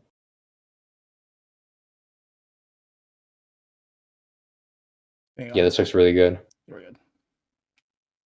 Nice. Very nice. But like, we're not out of the woods yet because there's enemies here that can kill us. So we're gonna be really careful. Oh no! Oh, thank God. Something I've always loved about that skip is the epic music playing throughout it. Yeah, it's really like anxiety-inducing music. I'm not gonna lie. I'm just like, please, oh no, oh no, oh no. Yeah, Yeah, if you it's- get through this load zone here, it essentially puts you after the Sin fight where they use Machina against Sin and get absolutely destroyed. Oh, this is the worst encounter to get. Hopefully, we're first. Nice. Wow. It Thankfully. was so nearly over. It was I so nearly know. over. If you see that encounter, it's the boogeyman. That's what I call it, dude. Like, okay. Yeah, one of them would just go before Titus, kill Titus, and then the next one will go on Waka, kill Waka, and then Orange is trying to escape on his own. Yeah, he's just like looking around, like, wait, what do I do? I'm out. Thank The God. orange shoes are untied. Yep. All right, so we're out of the woods. I don't think there's any damage bump heal, anyways, to make sure. Yeah, it skips Sin Spawn Gui. You fight it twice, and you have to prep for it. It involves putting we got that magic sphere earlier. We would have to use it on the grid, and then it's like a whole big thing. Yuna needs to get a certain amount of levels, so does Titus and Kimari even. And then you're like wasting resources and a lot of time, and then you could just get speaking of getting unlucky on encounters, this encounter is exactly what we need because we're going to switch to Kimari and Lance at this guy in the middle. Yep, this is what we need. Now we're going to see Stone Breath, Get one. very important. Yeah, got one of the best spells in the whole game. Yes. It is monumentally important to the run. Like, we're gonna need to use it to get rid of some encounters because, like I said, we're gonna be very weak for a lot of this run, and we don't want to deal with random encounters as well. When we can just get past it with either Flee, and if we can't get past it with Flee, we'll just do Stone Breath. It's not a good encounter. Our encounters have been dense, but not the worst. Just good. I'd take that any day of the week. Having a bad encounter is just really... It can ruin so many parts of your run. Another preemptive. This preemptive came at such a weird time because Verm's kind of... Oh, you had it for a second, yeah. It's that encounter messed you up for that big chocobo push. Yeah, it was so awkward. I just got like a very low encounter rate on that room too. That's really good. This is a really good run. I'm gonna be honest. Like, it's never like this. I swear. It's like been a really good run, and then the unlucky stuff is really funny. Yeah. I've been having a great time, that's for sure. Yep. Another cloister. You guys weren't just... I know you guys wanted to see another one. Well, I was hoping for it. Yeah, we get to hear that best song in the game on loop for about a few minutes. If you guys want more, later on we have a really long cloister that takes about 5 minutes, and you hear the song for 5 minutes straight. There's Jose, as Titus says it. I mean, as Yuna says it. Jose. Simple at Jose. Jose. It's so funny when she says it. This one trips up newer runners a bit because this part here, you have to push this pedestal in a very specific spot. And if you push it too far, you have to reset the room. And if you don't push it far enough, nothing happens. So it's just kind of like, wait, did I do something wrong? Yeah, you'll be like, wait, what happened? And then you just be standing there, like, doing nothing. But thankfully, this should be the correct spot. That's like the only eventful thing that happens. Yep.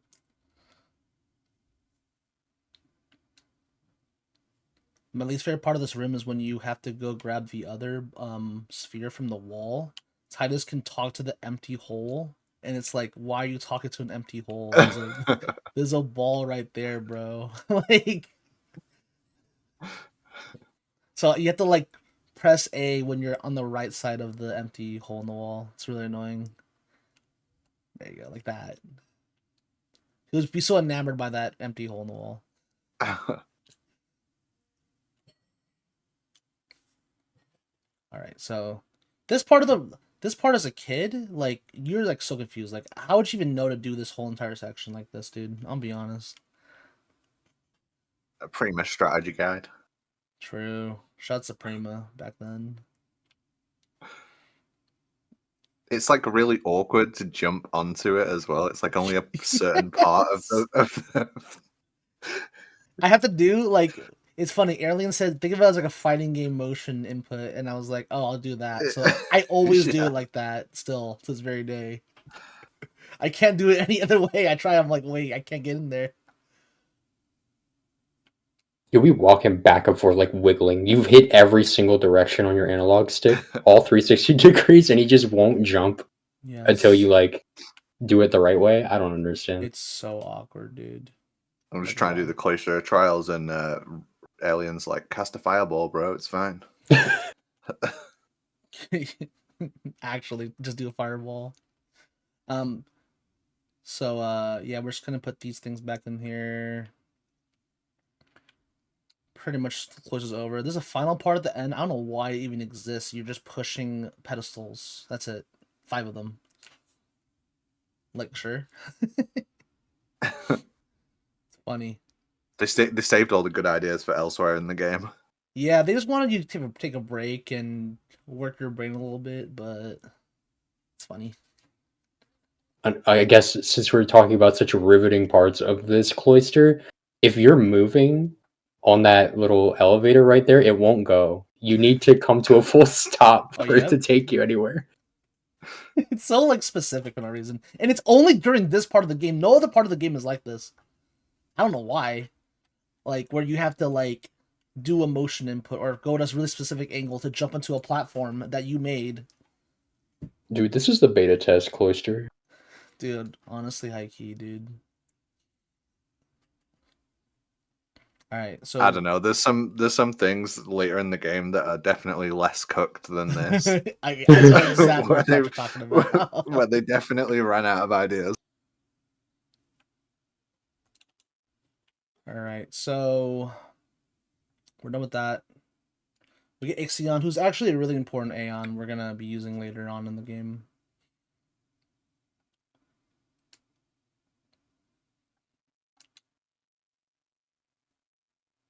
Funny cutscene. Summoner with bed hair.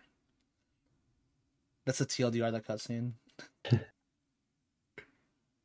This is the part where Yuna's going to be taking a back seat for a while. I don't even think... Yeah, she doesn't really do anything right now. We're just kind of like... We're biding our time because there's going to be a big paradigm shift during parts of the run. Like, everybody's kind of has their own moment in the spotlight. You'll have, like, Lulu against the Machina, and then Orin gets to fight Garuda, and, you know, Waka gets to use Dark Attack on a guy. Kimari gets a bunch of chances to shine. But Yuna's kind of lying in wait. She's going to be massively important.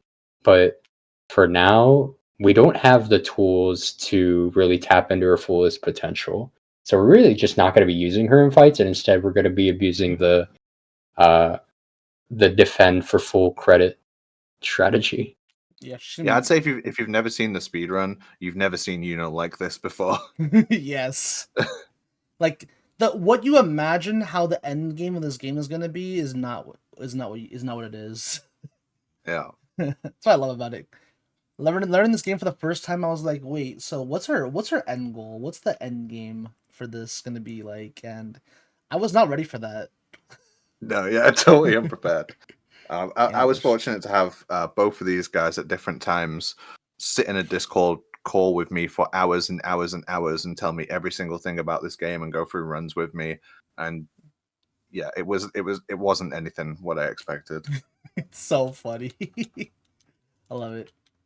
We got ambushed, by the way. Thankfully, Tyson gets slept, so we're just able to get out of there. 2 ambushes in I'd a say row. Nice. That's just the Moonflow special for you. Yes. I hate this area. This area always annihilates my runs for some reason. I don't know why. It's a hallway, bro. That's it. I would say if you wanted to get into the speedrun, it is dense and full of information, but it's a really fun game to learn as well. So even when you first start and you're not great at it, you don't know everything, it's still fun to play and begin learning. And as you see yourself like get better very quickly. Oh my And god. Oh no. Oh, unfortunate. 3 in a row, by the way. 3 Oh, I got the ambushes. Oh, we're out.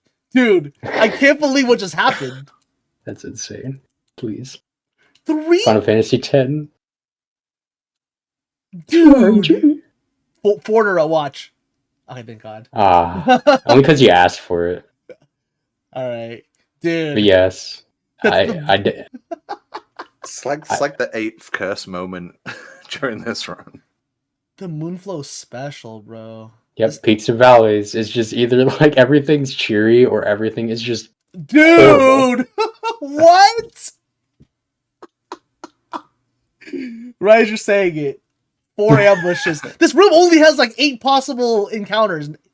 We're at 4 ambushes already. Alright, I'm not healing. Actually, I'm gonna heal because I don't want to risk it. Yeah, you should. I do want to piggyback off of what Apache was saying too, because like not only is it a really fun run, but the community makes it so much more fun and accessible because our tools and resources are pretty top notch for new runners. The guides are really good, video tutorials, always someone around to ask for help, very knowledgeable. Yep. It just Yeah, made it's the a whole learning community. experience really good.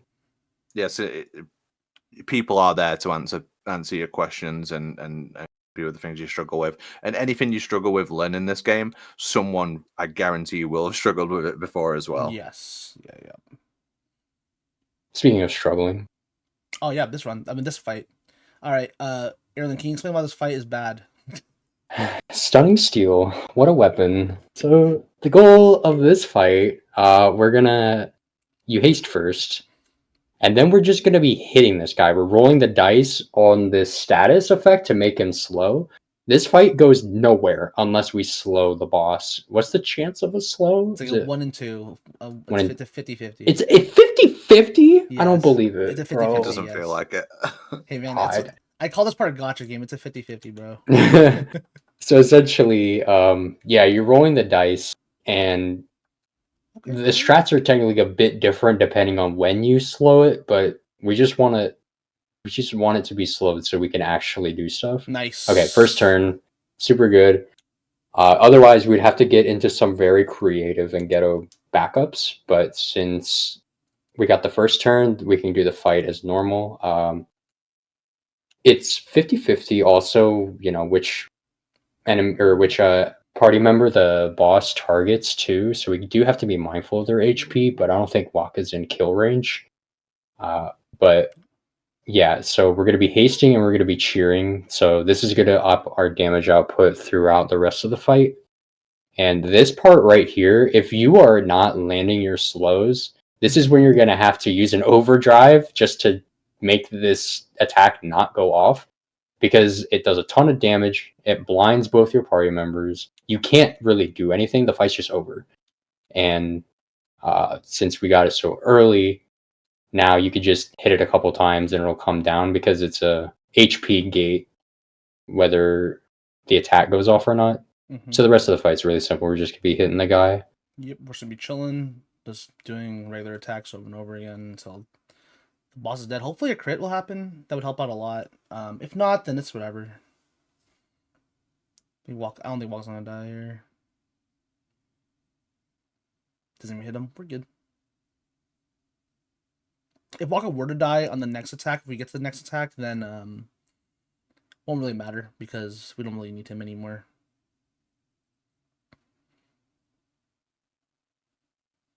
Nice. Okay, perfect. Yeah. That's basically the best possible fight you could get. I'm not gonna lie. No healing, no nothing. And lightning steel. Now you get lightning just to steel. tease me. Just in time. Well, you don't need it. Yeah, anymore. That weapon's super useful for that fight. That's like the only thing that could have gone better in like the normal or like the case scenario we got, which was first turn slow, because you can switch to lightning steel. The boss is weak to that, and you can get it done pretty fast, but it doesn't really affect the outcome. Yeah, we get Riku now, and it's going to teach you how to use Riku's moves, steal and use. It's also going to teach you how to use overdrive, and it will tell you to mix two bomb cores together. That would be about the worst mistake you've ever made in this whole game. Yes. I don't know why they tell you to do that. Bomb cores are very useful. So, yeah, the mix overdrive combines two items, and then there's like a table of effects that they'll have depending on item A and item B, and you can get some insane combinations. Riku's overdrive, like they weren't kidding. She's It's one of the most overpowered party members ever. it's so busted. It's so busted. I think she might be the best character in Final Fantasy. No, she as a probably whole. is for sure. Yeah, and like she's so like you don't even need to use a spear grid to beat this game with Riku. She's the core reason why it's possible. I think it's kind of ridiculous, honestly. All right, now we have Moonflow still, by the way. How is our speed count right now? We have 8. Okay. Looking at to see if we can get an encounter with 2 beasts to maybe swap in Riku and farm some speed spheres off of them. Yeah, Didn't quite get it, but we have chances yeah, to we'll make get up it. for that. We'll get it in what's it called? Thunder Plains, hopefully. All right. It's whatevs. Do you think since you can't have a wizard in TrueRNG, Alien is more of a auditor right now? He's like a seer, dude. He just like he's just following along my path and telling me what's dangers are up ahead. You know. It's one of my favorite things about this run in all live and marathon settings is you have the dedicated person who will help you keep track of things. Yes, it's cool. I love it. It's just like it's like a co-op run, but like some person's doing all the work and you're just like counting numbers about certain things. Yeah. But like you need that person or else you would have to count yourself and it's really annoying. This chest is so well hidden, and it is imperative to the So run. Yes, important. if you don't get that, your run is dead, literally. Or you have to walk all the way back and then get it or something. I don't know. I've never really thought about it. Yeah, I've missed it, and my solution was to I'll press Alt F4. Well, that actually thought about it. There's actually only one thing you can do. You could steal from the larva, or no, the lightning elements and under planes, and just try to get as many from that as possible. Other than that, though, it's like not happening. Just run back and forth, farming encounters until you get enough. Yes, speedrun strats, by the way. All right, so something really cool they just added to the CSR about a few months ago. They added a break here because people were, like we could have a little break. It's a 3-hour run, but we have this section where you can watch a movie like one of the FMVs, or you can set music. It's a really cool thing. You feel like listening to music from the game. Like they have all the songs and stuff. It's really cool. Just want to show it off a little bit. Sick. But it allows for a 5-minute break, which is helpful because sometimes people can't do a 3-hour run straight up and they need to use the bathroom and stuff. So It's not just that as well. When you're starting, the run might take you 5 hours. yeah, you might be and here. so it's really cool to add in. It just gets more people into the game. I'm a big fan of it. Yeah, it's a really Quite smart often now thing.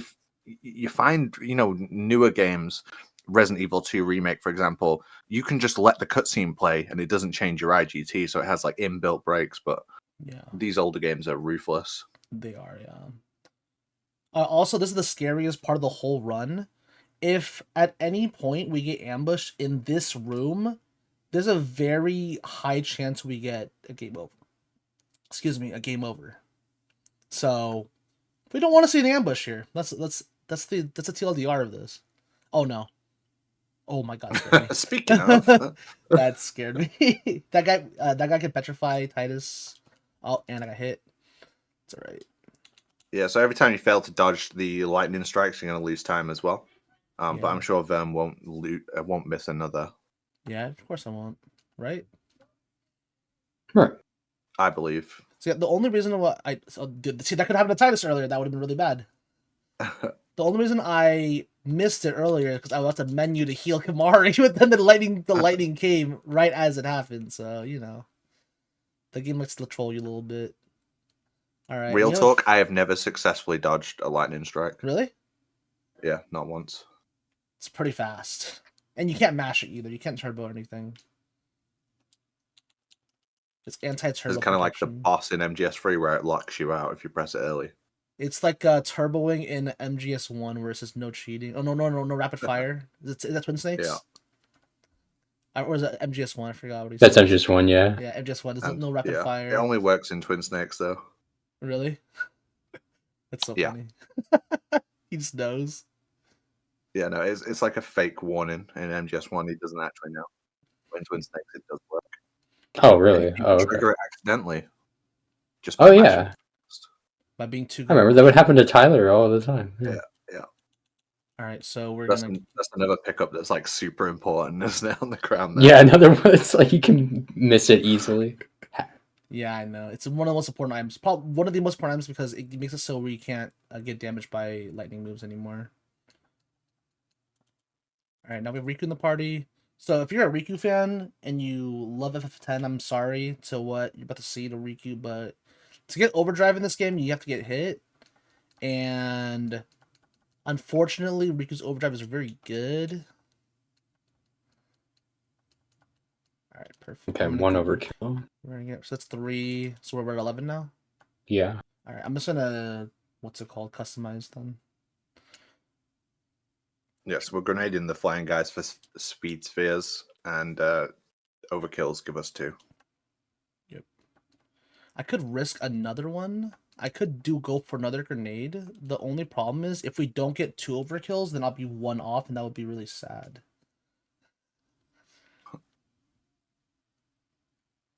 I would hate it. All right. The problem is also we kind of need Riku to steal from the Iron Giant as well. He has a really important item we would like for Riku to have. Yeah, we can't. It has to be 2 different encounters as well. We can't like join a fight that has the Iron Giant and 2 flying things, throw the grenade, and then wait for Riku's turn to steal. Okay, that's good. Oh, whoa. Okay. Oh, let's go. Let's go. Nice. There you go. That's why we have that. Thunderproof. What an insane ambush. Okay, cool. I know. The stars aligned, dude. I've never seen someone so well equipped to deal with an ambush here. Right. Whoa. That's so fast. Well, that was just a weird encounter. I can steal here. Or shot grenade. What do you think? Grenade. I would steal.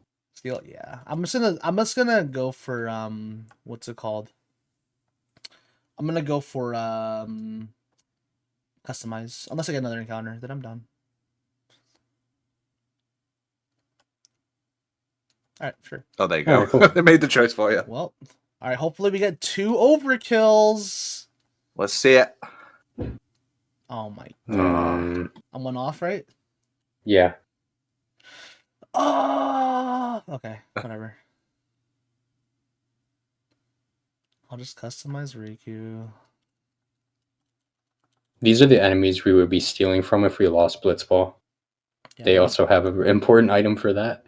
Yes. Essentially, there's like a couple points where you're just bleeding time for losing Blitzball. Like, yeah, technically, like if you got a really good Blitzball and you lost on purpose and it was like fast, like it wouldn't be that bad, but I mean, like, why would you do that when you can just win? Yeah. Oh, this is the worst encounter possible. I mean, not because he'll die, but it just takes too long. Alright, this wasn't bad. Actually, I could have probably grenaded, but my grenade count's kind of low. I don't want to use this grenade. Yeah, you're good. Yeah, we'll just customize. Show off the customized strat. Yeah. The interesting thing about this area, for whatever reason, turns off ambushes and preemptives. So you pretty much you don't have to be on the edge of your seat. unless you get petrified. Yep. By Riku. Okay, well, she got her her overdrive's filled, but we do need. I don't say we don't need a steal, but it ups our odds of having a good fight in this next boss if we steal from the blue element Nice. and this guy right here. There's a 1 in 8 chance we get the wrong item. Nope. Okay. Good. All right, so now we have a 75% chance of beating that boss coming up. We want it to be 100%, obviously, for this marathon as well, because it sucks. I mean, you don't. It's not, the run's not over. You would have to go through a lot of hoops. Yeah, I mean the backup is just like kind of annoying, but Yeah, it's not the worst thing, thankfully. it's way cooler if you just get it right away. Yep. You ever think about like this? What if someone just got to this part of the game, didn't check the element, and just like sent it? Oh no! Yeah, I was literally just imagining that in my head. It's funny. The steal doesn't take that long, and you get in the encounters anyway. Yeah. How much of a time save would it actually be? Not that much. Also, the problem is, I'm gonna grab this by the way. You also are barely doing not enough damage, I think, unless you high roll every single hit. So like you need to gamble the element and high roll the damage. So yeah, it's pretty bad. Also, you need. Oh, I should probably take Reek off the party. What am I doing? I don't need Reek in the party anymore. We have a guaranteed 100% now.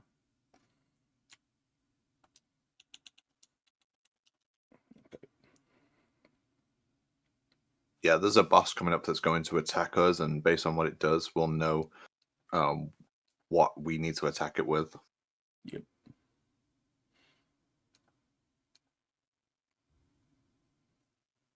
He says he'll be right back, but he's lying, by the way. Why does he say that? Oh no. Aw. That sucks. So we're gonna grab this butterfly just to get out of this room without any risk. Dude, I was right on it. I didn't even Yeah, you were right on it. What? Yeah, it disables all the encounters in the room because it starts a mini game. Dude, that sucks. Alright. Another shopping trip. Buying a much less toxic weapon for Titus, which is Sonic Steel.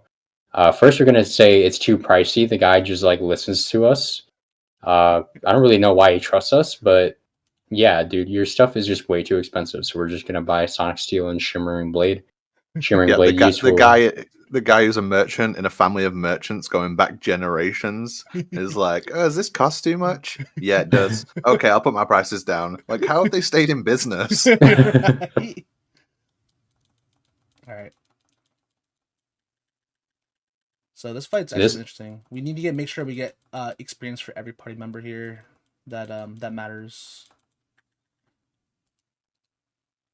So we're going to go ahead and test the element on this one with a non-elemental attack, and it'll counter with fire. Ice.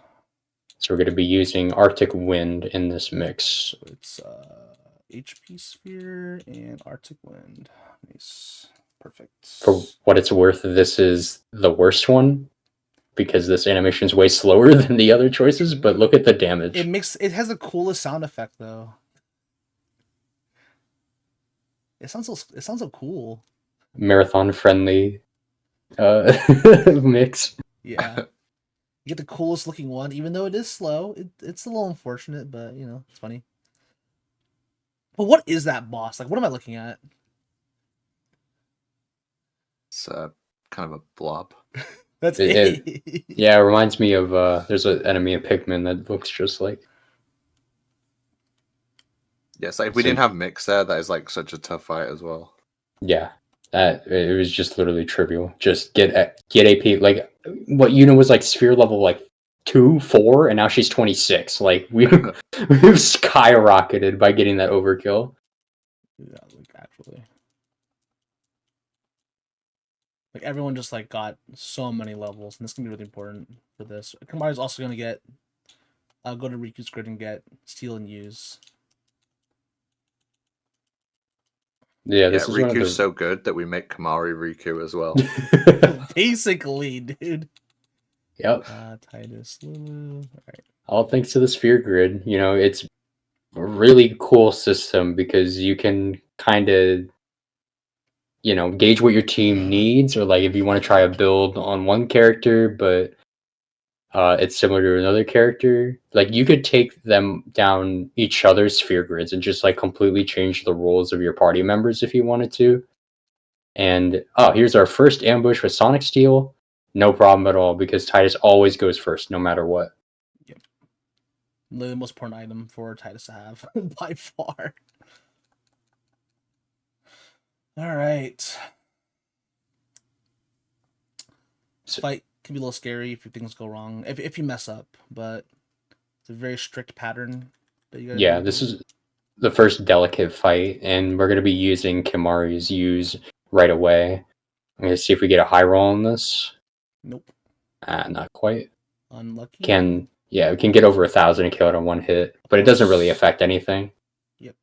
It doesn't really. It just makes it slightly slower. That's it. Yeah.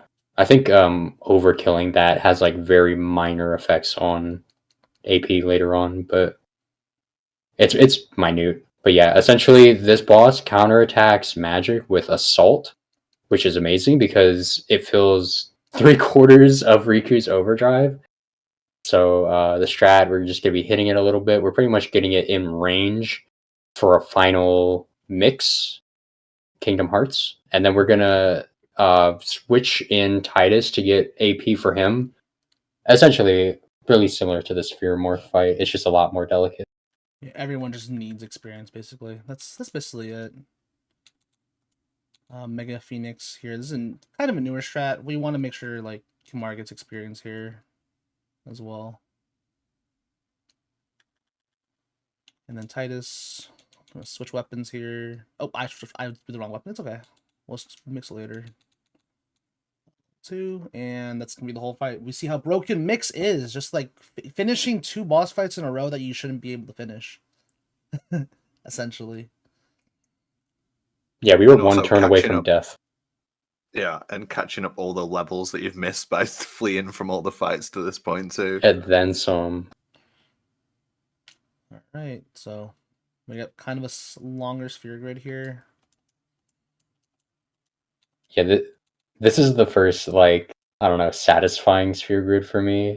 Like, this is when you start getting really strong, and I don't know. There's something about sphere gridding that's so comfy, especially like the more you get used to it. It just feels. So we're gonna be. You just feel good about doing it. Honestly, the sound effects, just it feels nice and correct. Honestly, Dude, yes. Like I'm feeling strong and I'm stimming over these amazing sound effects. So we're getting a bunch of speed and attack. We also need a bit of HP just to reach a threshold so we can survive some attacks later on. But yeah, the main thing is getting the speed and the power. Speed basically dictates whether we get to play the game, and then power lets us actually do damage. I have 5 power spheres, right? Correct. All right, I can just get this health then.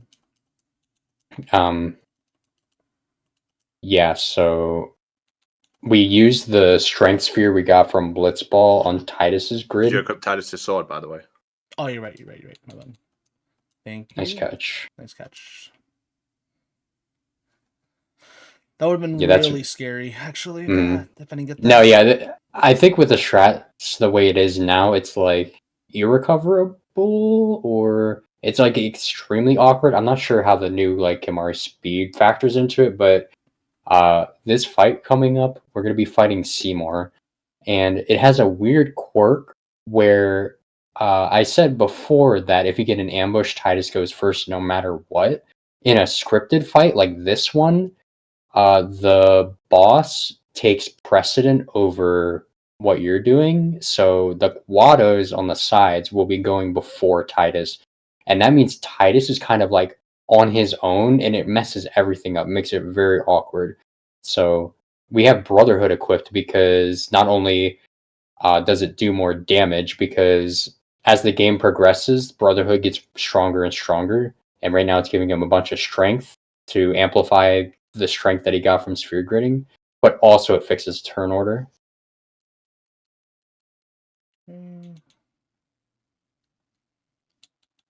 We also Yeah, get this to is hear- another Yeah, very HDL delicate fight. Seymour right now. Yeah, we get to hear the funniest dialogue in the game too. I'm gonna let it play when we get to it. Stone Breath just invalidating those guys. There we go. This is the funniest dialogue in the game.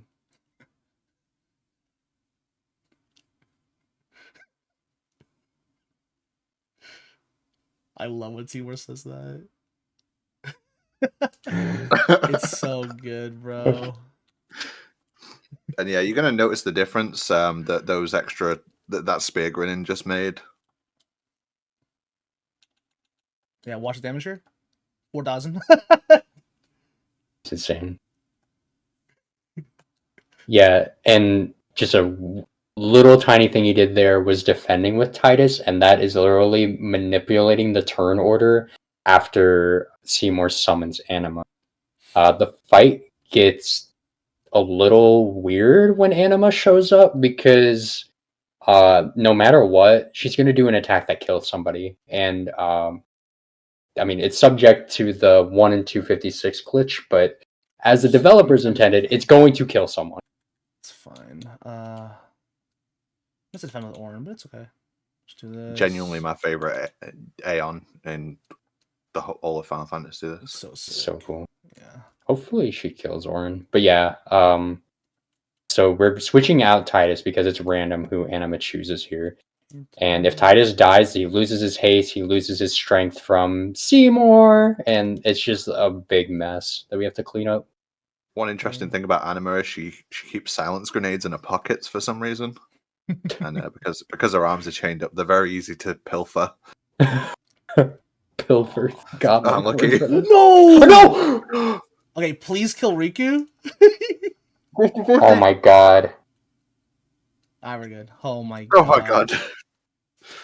Dude. What's the chance of missing there? 3%.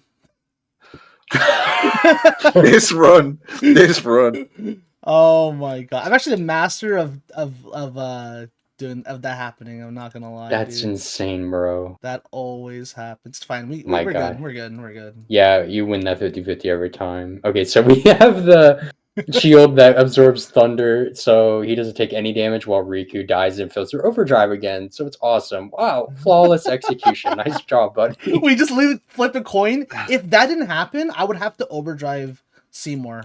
Probably. Yeah, That would really suck. Let's see. it would have been a big mess. Yeah. That was awesome. I know. Of course, happened during this run. You know. 3% into the 50-50. I love gambling. Yep. I love gambling. Blitzball gamblers. Yep. That's it. Our party's good. All right. Well, that was exciting, I guess. Now time for the complete opposite. I'm glad everyone gets to get like one flavor of pain that you can experience during this run. There's all kinds of things like that throughout the run. Yep. Actually, just cinema.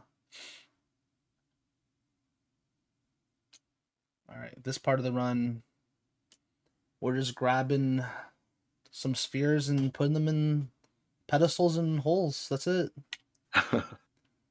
That's basically it. But thankfully, this one's not as long. Thankfully, as the Jose one, or even like the later one, which shall not be named until we're there. I know Apache hates it. No spoilers. No spoilers. Don't talk about his house like that, man. Oh my god. All right.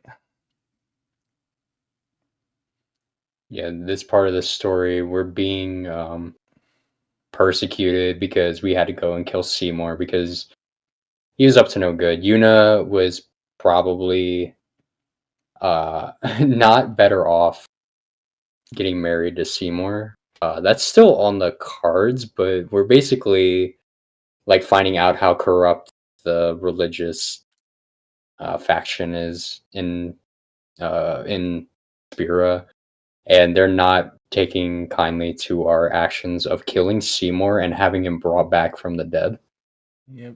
He's one of the most poorly telegraphed secret evil guys of any video game series ever. Bro, he's literally staring at Yuna and Luca, and it's like, okay, this is a good guy? Like, no, bro. No one's thinking that. Alright, this next part, I gotta be really tight with my movement. I'm pretty bad at this part. I'm gonna be honest, it's a meme where I just like can't get past this part without messing up, but hopefully we get through it. Yeah, we get chased. We're gonna get chased. And everyone's gonna teleport off, which is He's smart. one of my Yeah, dude. favorites. Literally, One of my favorite Owaka's bits. just going to play blitzball, bro. That's where his solace is. He knows, man. He knows how dangerous this next part is. Yeah, if you don't keep your movement perfect, these guys can catch you. Yeah, this is another case, just like blitzball, where you're watching the minimap more than the character. It tells you it's way more accurate to where you can actually step. So that was good. Yeah. And then over here, we have Sonic Steel equipped. So yeah, for the rest of the run and random encounters, we won't. Yeah, this ambush doesn't matter. It's pretty much just, less is better, but overall, there's no risk. So we're going to head into the Wendigo fight, and this is another case where it's like it's not as fine tuned as, say, the Seymour Anima fight, or there's another fight coming up soon that's just like that, where or like Crawler, where every single step has to be perfect, otherwise you mess up the entire fight. Right at the end, dude. The troll encounters are going crazy this run. Yep. All right. So we're gonna start off with a haste. That's just a common thing if the fight's gonna take several turns. And we're gonna switch to Brotherhood and get that extra damage in. Attack the top Watto so that it casts Shell on Wendigo. We don't want to kill the bottom one because it'll cast Barrier, which will have the damage that we do. But we don't want both of them alive because it makes the fight way more annoying. So now that we cast the Light Curtain on Titus and gave him Barrier, he didn't die right there, which is huge. We're gonna Overdrive. Nope. No crit. So yeah, let's do this for now. This is another case where a lot of the fight's objective really is just, get XP where it's needed. Keep Titus topped off so he can't die. I'm going to be stealing a high potion from the other Guado so that it can't heal Wendigo. Oh my god. There is a chance for the Wombo combo here. Okay, so the Wombo combo. If the Guado does magic into Titus and then Wendigo punches, there's a very good chance he dies. The Berserk status ups the damage, but also lowers the accuracy, so it's not guaranteed that he would die, but if he did, it would have been really annoying. He lost his haste and his barrier. Fight would have just taken a lot more time, but we should be in the clear here. Yeah, we should be good. I think if I do this, this should kill.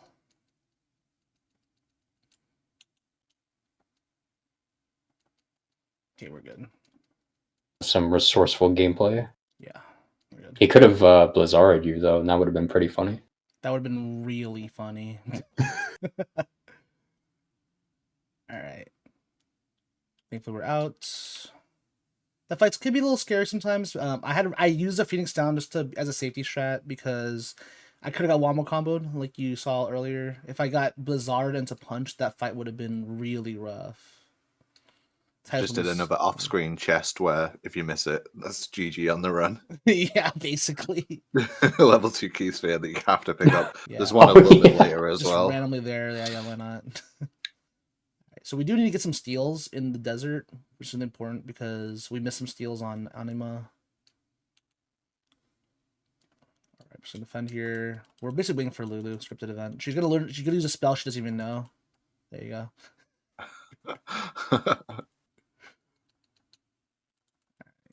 And with that, we should be out.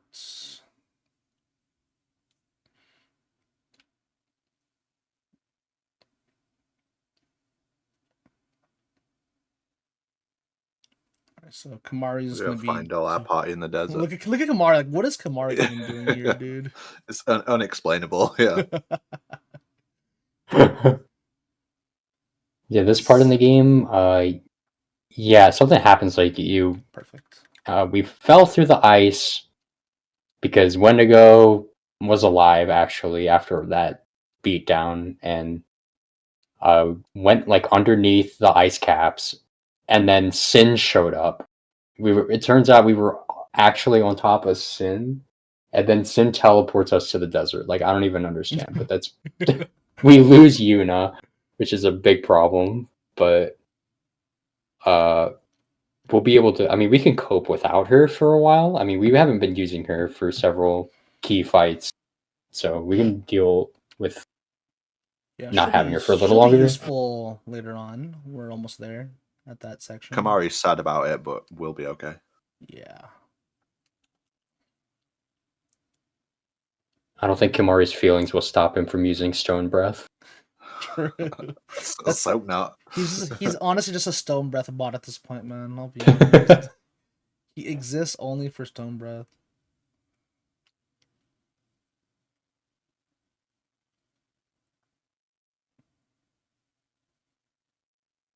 Okay, so okay, we can. I'm just gonna. Actually, no, I shouldn't steal here. There's a couple variations to a strat coming up where you have different amounts of throwables. You can do.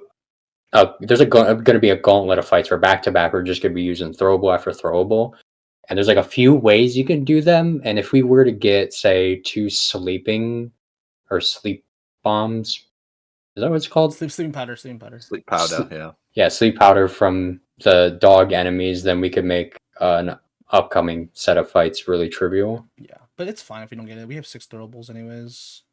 Yeah, we have enough. It would be helpful later on if we had sleeping powder. But it's not a big deal if we don't.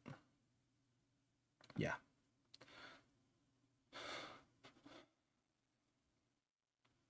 I love the voice lines from Titus. They're so funny. Me, please.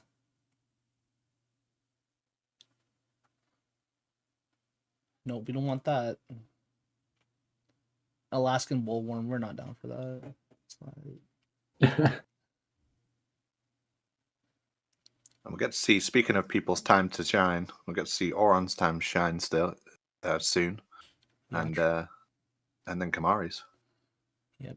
This Oran part is such a famous part of the run now. It's like I feel like people who don't even like know the speedrun just know about this section for some reason. It's funny.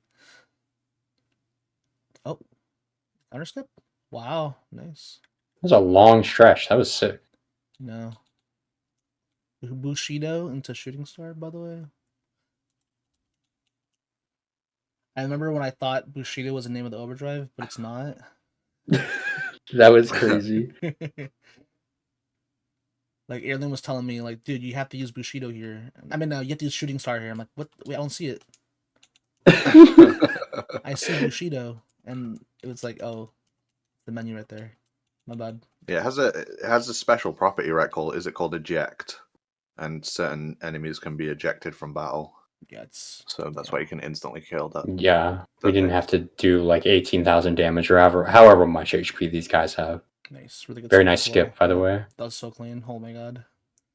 Yeah, the way that works is the encounter looks for you inputting a direction in order to start, because it starts when you touch the enemy on the overworld. But if Riku pushes you through, that doesn't count as you walking. So the game is just like, yeah, no, you didn't encounter it. Which is really good, because the only like practical way to deal with that enemy now that we use Shooting Star is Stone Breath, and we don't. Nice, so poor Lulu. Titus, by the way. Lulu does not get experience here, but it's fine. We're gonna get experience later on in the later encounters, because we don't have sleeping powders. All right, these are the only 2 places where you don't want to get ambushed on. There's no way we get ambushed here, right? Right. Yeah. It's literally a 1 in 8. Yeah, no way. So we're gonna just abuse the fact that Lancet gives you an extra turn, by the way, if you steal something. So we're just gonna use Stone Breath. We're never gonna use the move we just got from these guys. Yeah, we're learning a different move. Just use Stone Breath. It's so cheesy. I love it.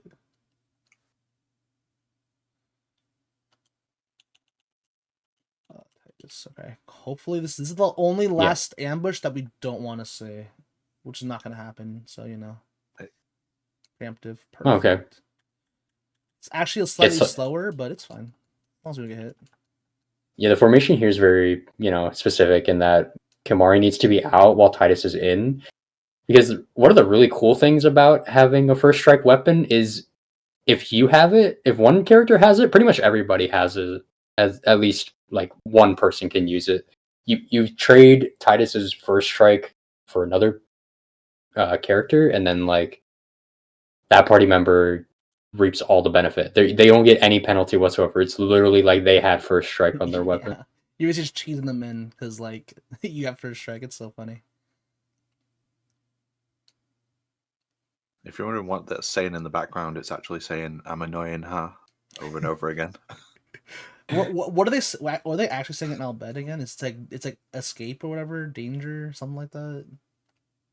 Like evacuate. Something. I don't know. like I didn't learn It's Albed something in, with- in high school.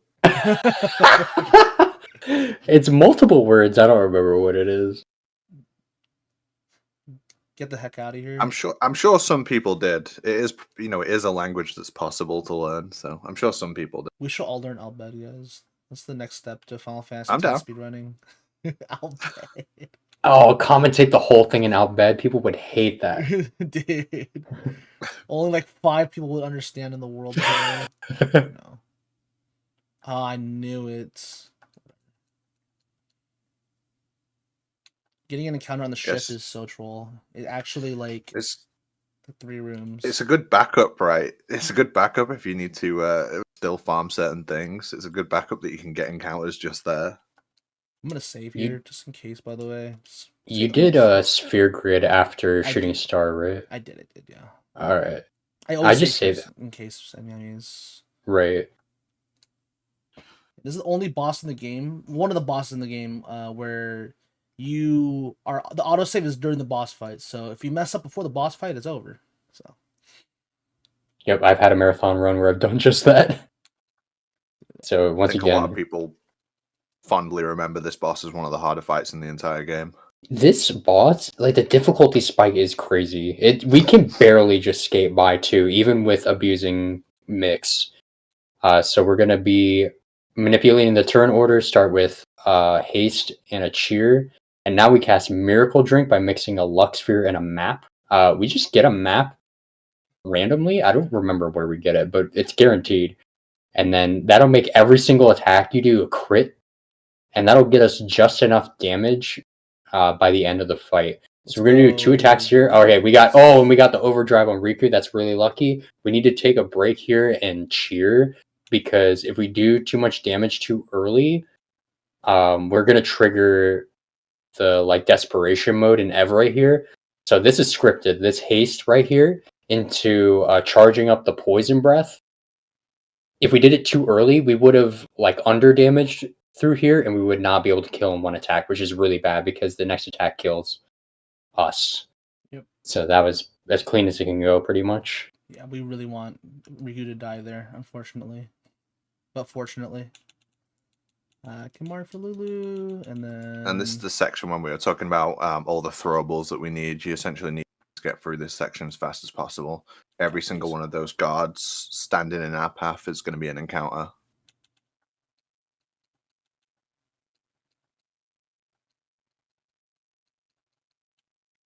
Perfect. Oh, man. We get 4 speed spheres here, though. Just good. We need like 2 more, and that's it. Was that enough? Oh, you already customized. I completely forgot about that. Yeah, he did it before Seymour. Yeah.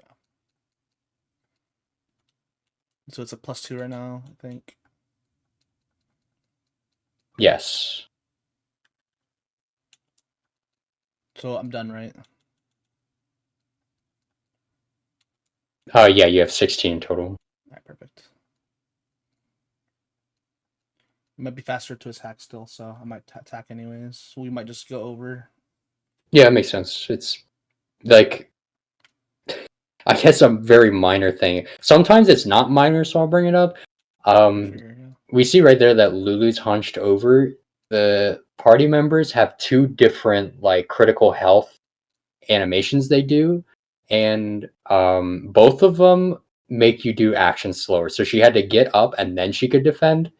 Like if Riku's at 1 HP, she's like kneeling on the ground, and you have to wait for her to stand all the way back up, stumble backwards, and then she does the defend action. So in the case that like Riku would be low on health, we would just attack to mitigate that animation. But with Lulu, her attack's so slow, we can't really do anything about that. She's just here to get XP, because not really for her, but we're gonna kind of like piggyback off of her sphere grid for another character. I'm gonna actually. I think I'm gonna do. Actually, nah, we're just gonna go. Let's just send it. It's fine. We're just gonna do the regular strat. I was gonna do the double bomb core strat, but it's fine. We'll just do this. Pretty sure I'm only at 1 grenade, which is a little scary.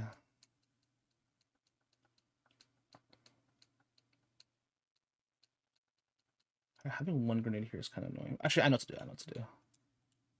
I can hear the cogs in his brain spinning from here. Yeah. I'm just gonna steal from the robot in what's it called? Gagazette. That'll give me a grenade. Alright, perfect. We're out.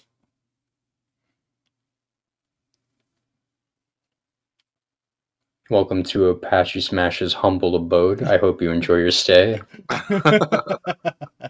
He loves this part of the game a lot. Yeah, multiple times I've played this game on stream. I did like a story playthrough, so like in one stream, and I got to this section and I couldn't remember how to do it, so I called Vermillion like on Discord to talk me through it. I think I've done that twice, right? So far. Yeah, it's so funny. I'm just like, yeah, I get it, bro. It's not fun to learn. It sucks so bad. It's It looks so cool, but it sucks. It's the second worst part of the game, in my opinion. I think the worst part of the game is still Tetris later on, which you guys will understand. I think it's popping balloons on a timer. Popping balloons. Yeah, popping balloons is the worst part of the game. Yeah, that's what I thought you were referring to earlier when you were saying undercooked. It was. Yeah, it's like it feels very out of place. Lots of that ending sequence does, to be honest, but I think I just hate this section because I'm bad at it. I don't really think it's a bad section. This is the worst section of the game. It's pretty bad. It's just so punishing, and a lot of the time, like how are you supposed to know what you're supposed to be doing? It's a lot of trial and error. It's especially bad if you take the ride of shame. Oh, yeah.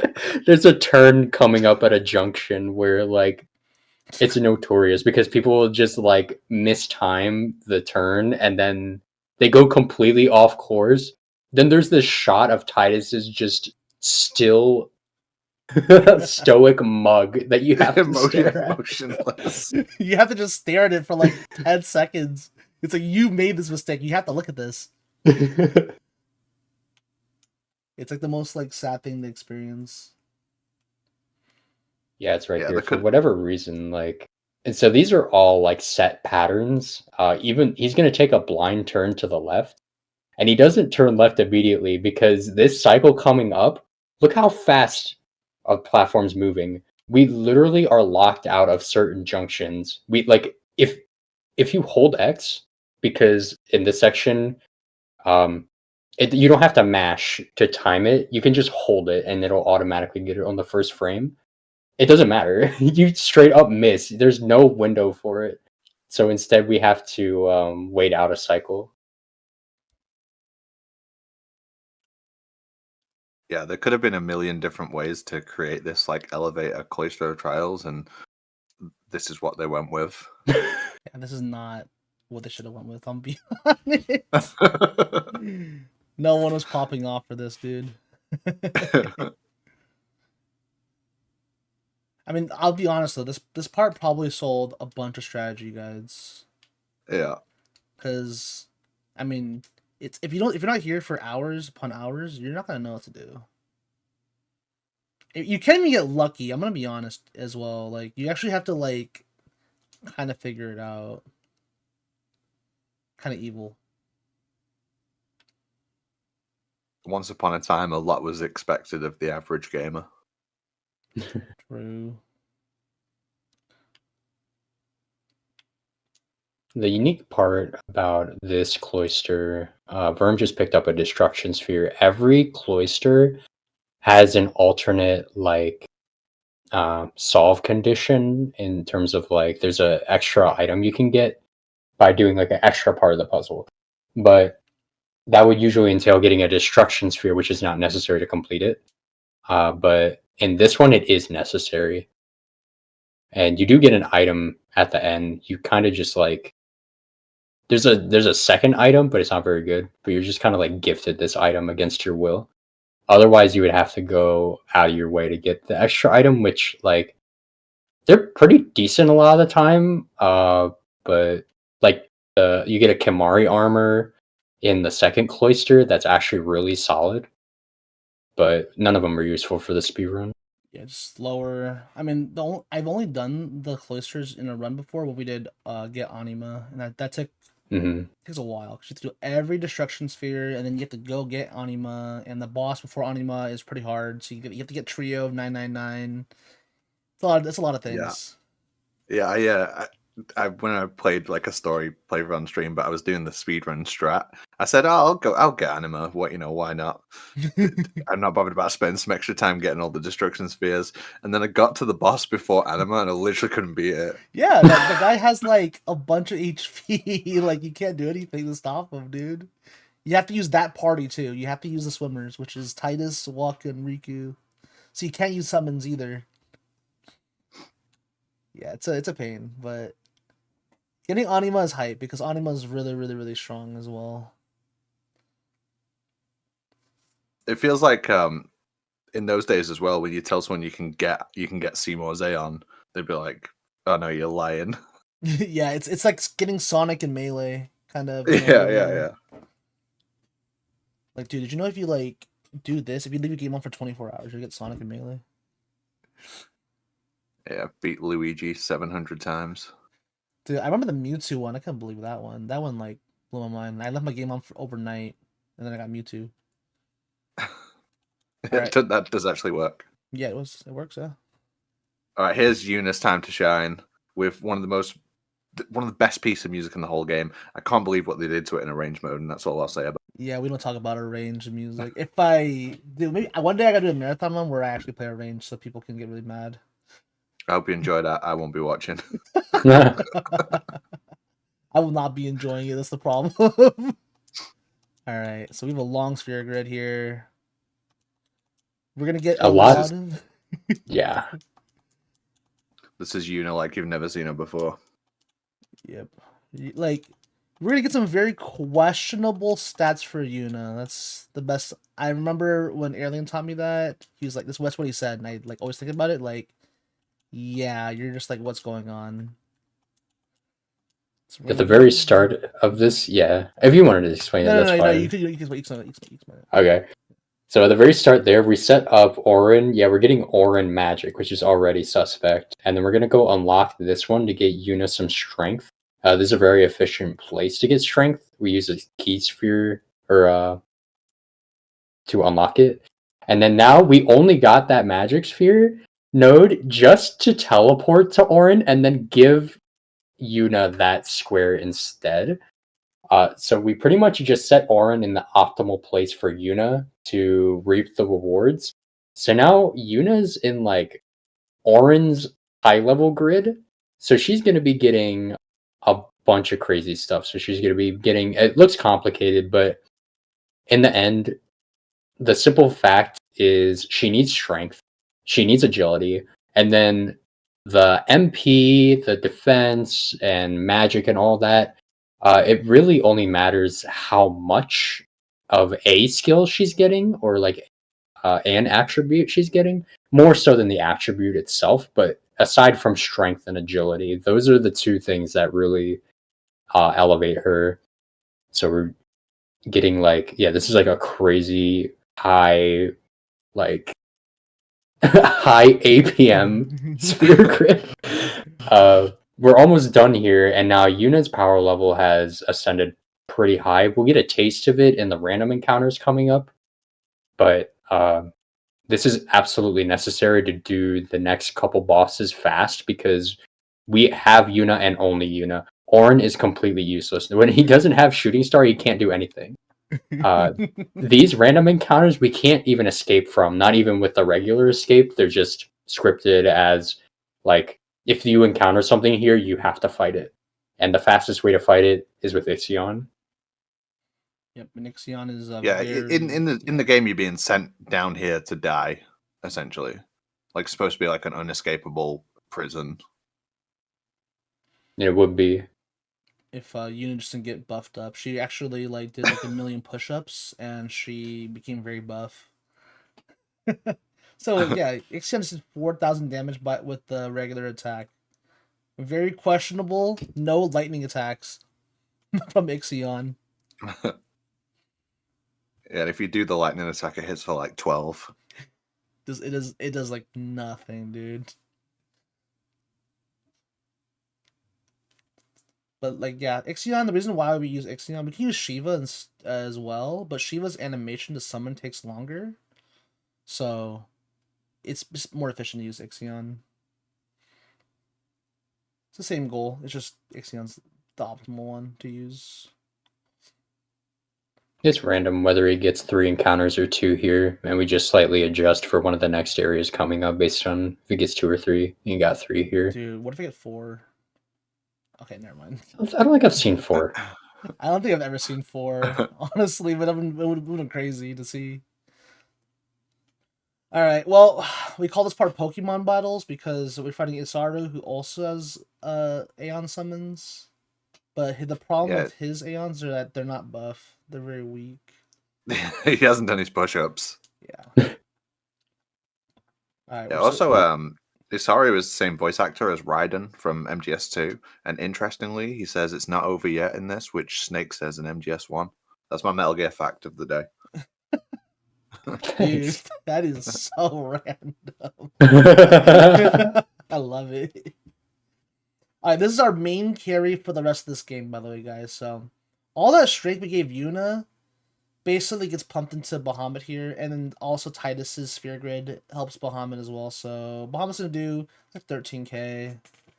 He breaks the 9999 threshold, so easily do that. Yeah, that's really what sends Bahamut into a realm of his own, is that he breaks the damage limit. Like, so previously, the speedrun utilized mixed with Riku that would make everybody in the party do quad 9 damage on no matter what attack they did. It could be just like Thunder, like Lulu, Thunder on her overdrive could just do 999 over and over and over again, just like a Riku mix. Mm-hmm. But with that, you are still limited. Plus, you have to go very far out of your way to get the items for that mix. But with Bahamut, you get him through the story, and all you have to do is pump a little extra stats in him. You don't have to go out of your way. It's efficient because Titus also gets strong anyway, so it's kind of like they work in tandem. And we're also going to be doing more like Sphere Grid teleportation shenanigans to use that +4 strength that Titus got for Bahamut. Yeah, it just makes Bahamut just super strong. But the problem is right now we can't use Bahamut because he has his own version of Bahamut. I forgot what it's called. But they have different names. Let me see. Yeah, his strat is completely different. Spathy. And with Spathy, it's just, there are a couple gimmick bosses like this where all they do is charge their overdrive.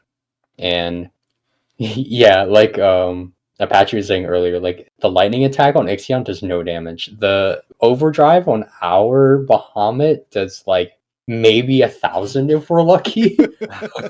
It looks funny because the animation's so cool. Like, you guys remember the first time you saw an overdrive in this game from an Aeon? You're like, whoa. Like, Mega Flare, you're like, dude, that was so cool.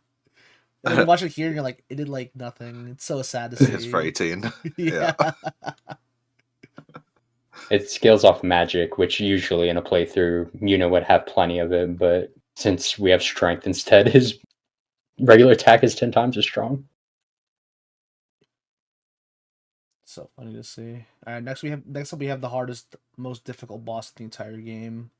We're gonna have to escape this boss and break some chains to escape this boss because Everett's still alive.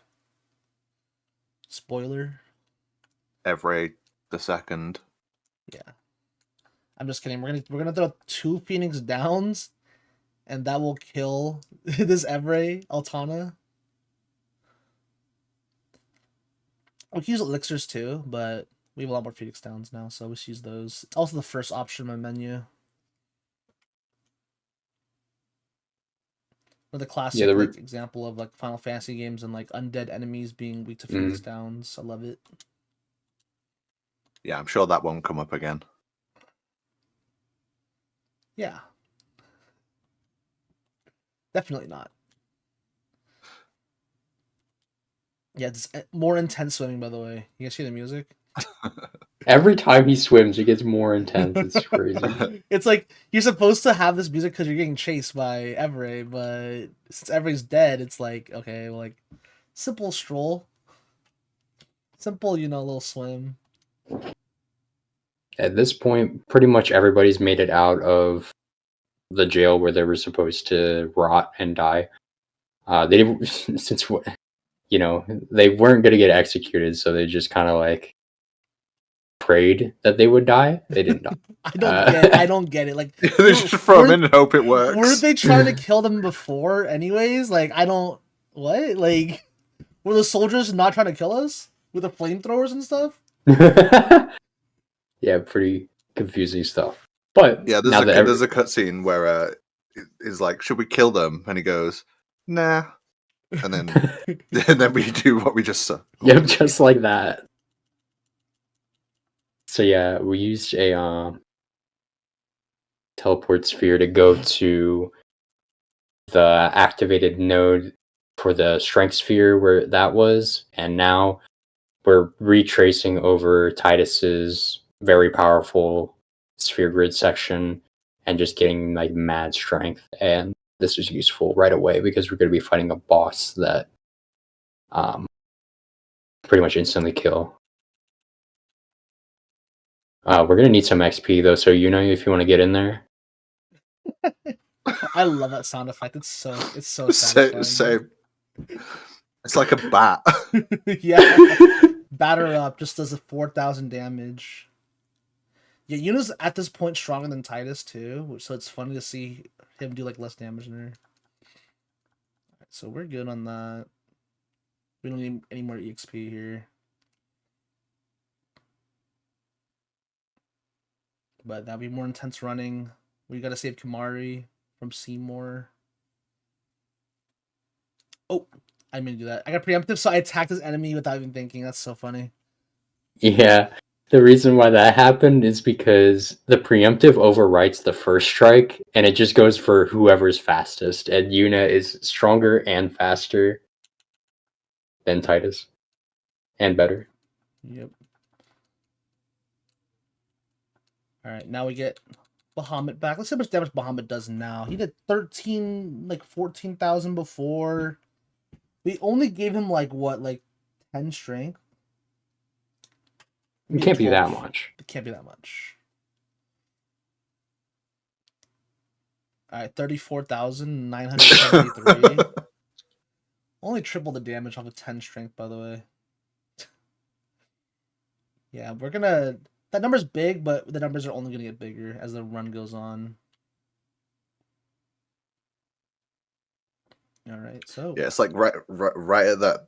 Everywhere up to Seymour, you're just like struggling, and even like the little mobs can kill you. And then after Seymour, you're just like so powerful, and then it just keeps getting more and more powerful. I love it. It's so funny. Like his strength is so strong. You're like, oh, white. I'm now like calling ambulance, but not for me. Like actually, like I was scared at first. Now I'm like, oh, you guys can't be doing anything to me. I really love when you stream this game, and I'm sure you both had this too. and you'll be doing the route, and someone in the chat who's less familiar will be like, I think you should be grinding with Waka.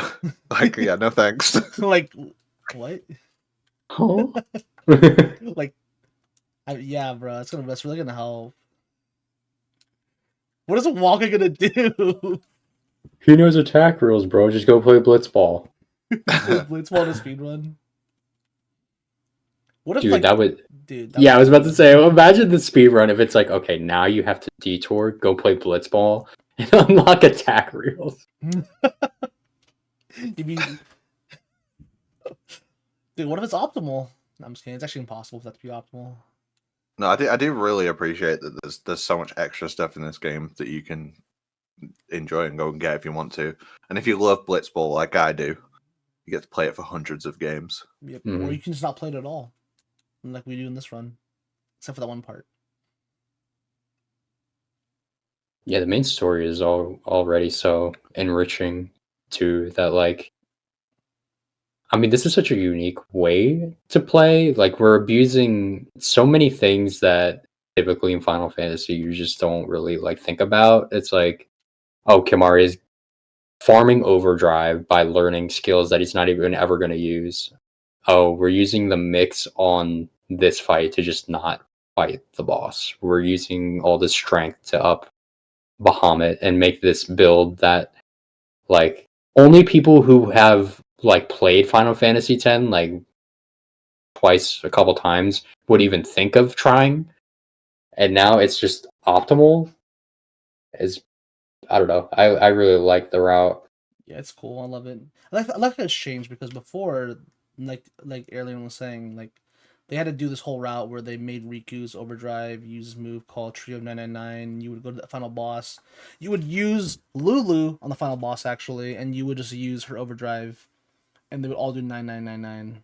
But no longer you have to do that. The route changed what probably like the last like what decade, maybe like less right than for the Then, route. how many times? It switched to Bahamut after like what, like 2020, 2019, that time period. It was... Find out exactly when that... It's cool. Like the thing, this game can always develop. And then 2024 was when they found the skip for Terra skip. No, 2023. My bad. Yeah. Yeah, Bahamut route's inception was late 2019. Wow, It's 7 years ago. It's pretty crazy. Yeah, like, as soon as I was interested in running the game, the route just came out, and it was so exciting too. It was a really, really exciting time to get into the speedrun.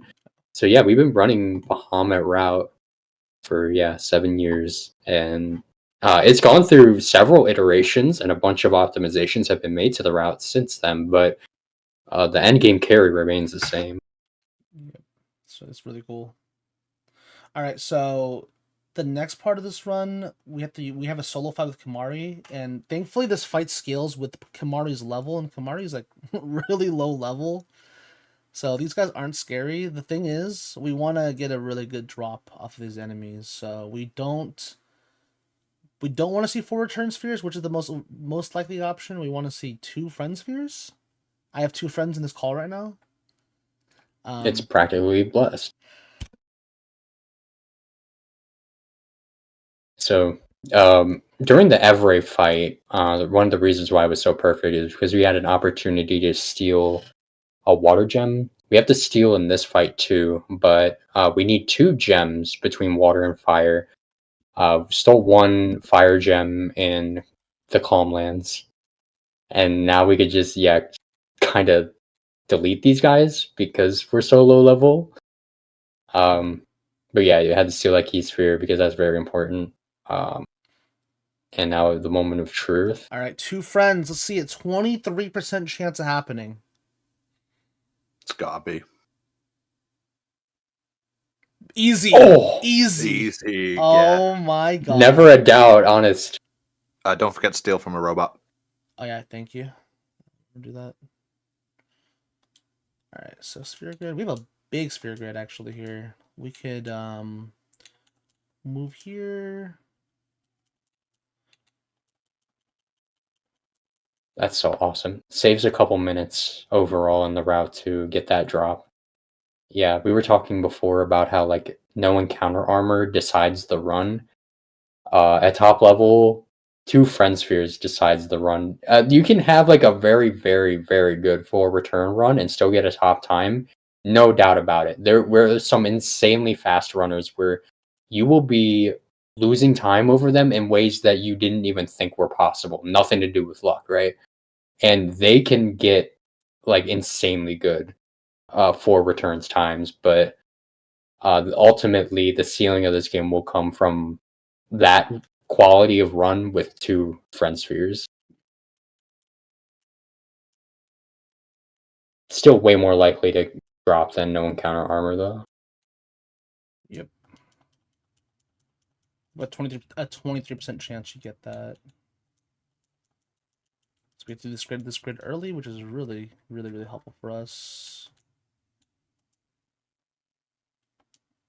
Yep, these are all of Lulu's sphere levels were for just teleport to Lulu, get her mooch off her stuff, teleport to Lulu, mooch off her again. It's insanely powerful nodes. Yep. Now we're gonna put first strike on Yuna's staff, and as well as Auron's weapon. Let's do this for now. Yeah, okay, perfect. We just have one Yeah. robot, and that's it. We're good.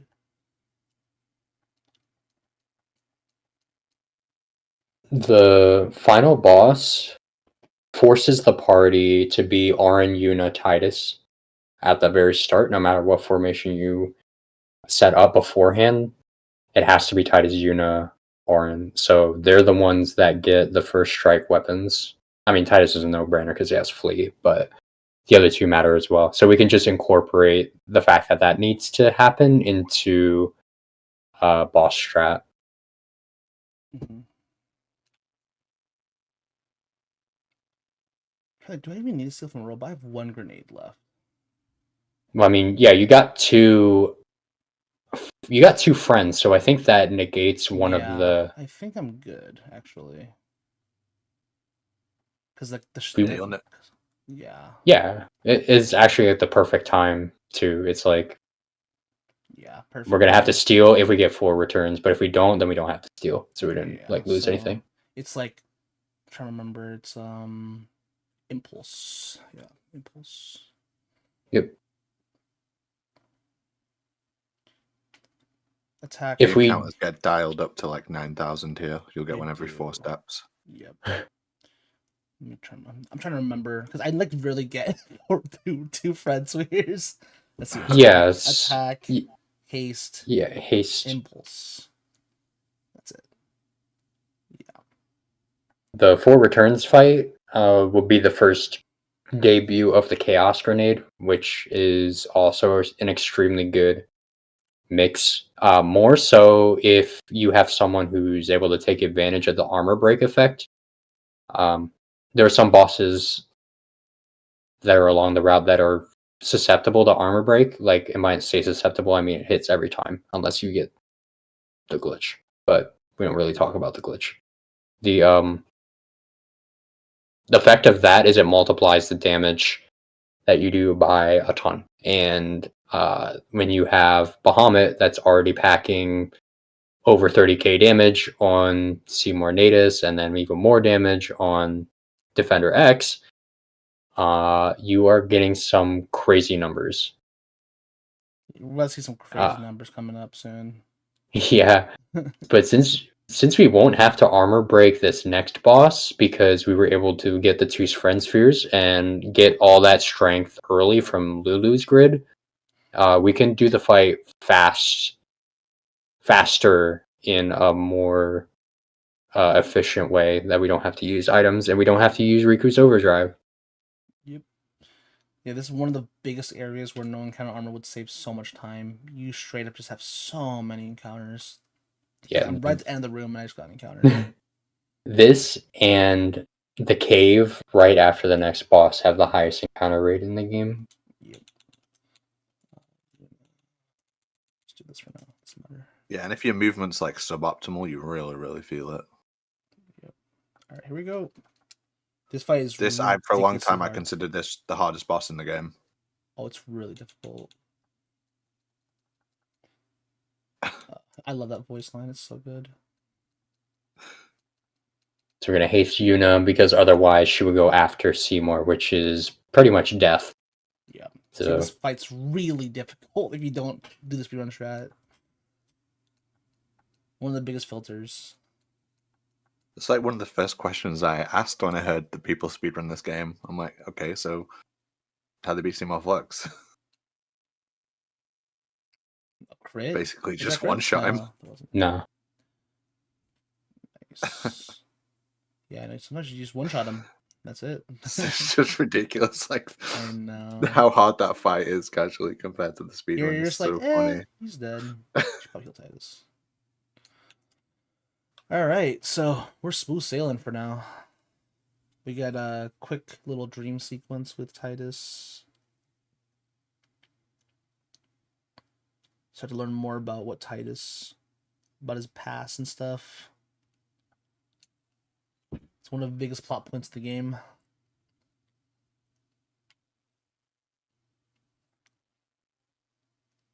And then now we're in another big area where it's just a bunch of encounters and some puzzles.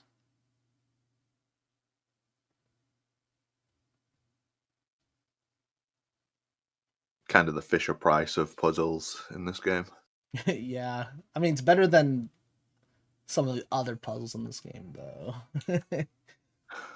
Like Tetris or even Balloons. like Blitzball. Just kidding. Not puzzle, but it's better. It's better than I would say the Bevel trial, because that part is horrible.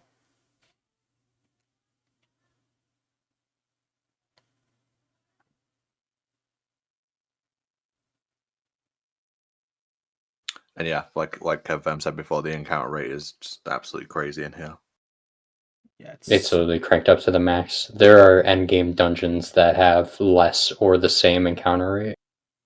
I hate it because it's one of the biggest variances in the highest level runs. Like when you get to the highest level runs, you see this section, you can lose just randomly like 30 seconds just because the encounter rate was a little off and you didn't reach the water fast enough. So the water, when you reach the water, not in this part but the previous part, then it removes all the encounters. So you Yeah, want but to you get to get a the big water. prize. You get a big prize for getting to the end of here. Oh yeah, you do. No, I call this part Mario Party because it's like a Mario Party But minigame. yeah. If you're nervous, you can mess this up and then you lose 30 seconds and then you just gotta do the Mario Party of shame. But we won't mess it up, right? It's very simple. You just gotta throw it at a specific timing. Can't be that bad. There you go. Oh, he's a blitzball god. It's funny, on GDQ I mess it up and I had to sit there for like 30 seconds doing the blitzball of I shame. know. I was thinking about it and trying not to say it. I was like, don't say it, don't say it, don't say it. That was just funny. Honestly, the run was just so vibes. I just didn't care what was going on. Honestly, I wasn't like not nervous, just chilling. Stuff like that you just remember forever. Yeah, with the boys, you get to just laugh about the funny things that happen in this run. Because this run is it's just funny. Like what the game can give you. You're like, it is what it is. It's nice to have a way to play one of my favorite games of all time over and over again. Yeah, it's a game where you just you can just chill with your friends too, and then they can experience the horrors with you. That's why I love running this game on my stream, because like people are just like, oh no, it's like they're watching me gamble basically, essentially. But it's like they're part of the journey. It's every run's a storyline. You know what I mean? Yeah. This is what happens in the beginning. Last time we met up in person, it might not be the last time. One of the last times we met up in person, and you just sat and coached me through the run. It's one of my best memories of that vacation. It was so chill. Right, it's chill. It's such a chill run, honestly. That's what I love about it. When you get to tracking, that's when it gets really like intense. It's a lot of prep work and on the fly stuff, which is like for a different kind of vibe, honestly. Takes a different kind of energy to do it. Yeah. I loved it. I haven't done it in years though, honestly. I thought about that. It's been years. Because like, tracking is very it requires a lot of prep work. It's very different than this run. Like contrary to like what it looks exactly like this run, but the prep work you need to do is insane. There's so many requires like a higher level minute of decisions focus. that change. You need to literally look at your seat and think about every encounter in the game and what could possibly happen. You gotta play the storyline in your head. It's pretty funny. Yeah, it's such a cool game to get into, and it can be as nerdy as you want it to as well, and it can be as complex Yes. and as deep as you want it to as Or well. you can So be chill, good. be like, dude, you know what? Screw it. I'm gonna gamble here. Let's just send it. Yeah, honestly, it mirrors the natural charm of the game. Yeah, Like the game itself. Like you can nerd out and do dark aeons and stuff and get super strong in min max and have all your end game totally decked out for your fight against penance. Or you can just, chill and do a story playthrough. I mean, I say chill, but like a story playthrough, you still fight Evray and It's see more still flux and stuff. yes, it's still stressful. Like, But yeah, I mean, you have moments. It's not like the whole thing is yes. stressful. Yeah, you're right. I would say the game is stressful until you fight Every, honestly, I would say. I mean, the game isn't stressful until you fight Every. And then it's like, oh, I gotta wake up.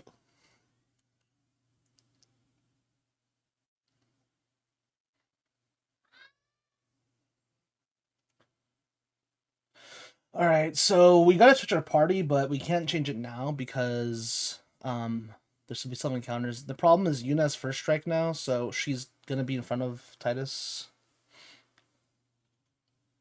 and that's just losing time on every encounter.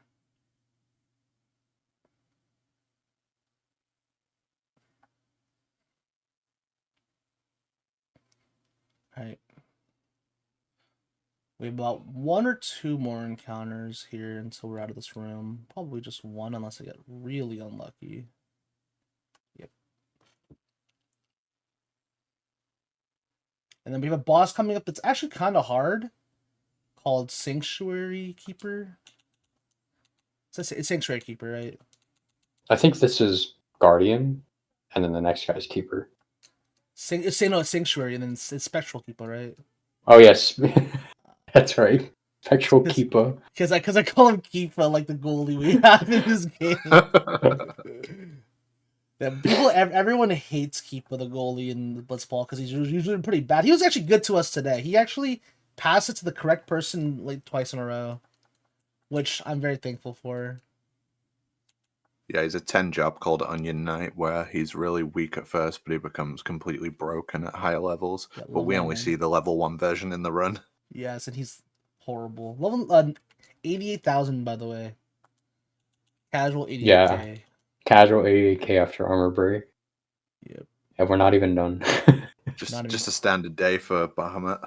Not even close to the end, yeah.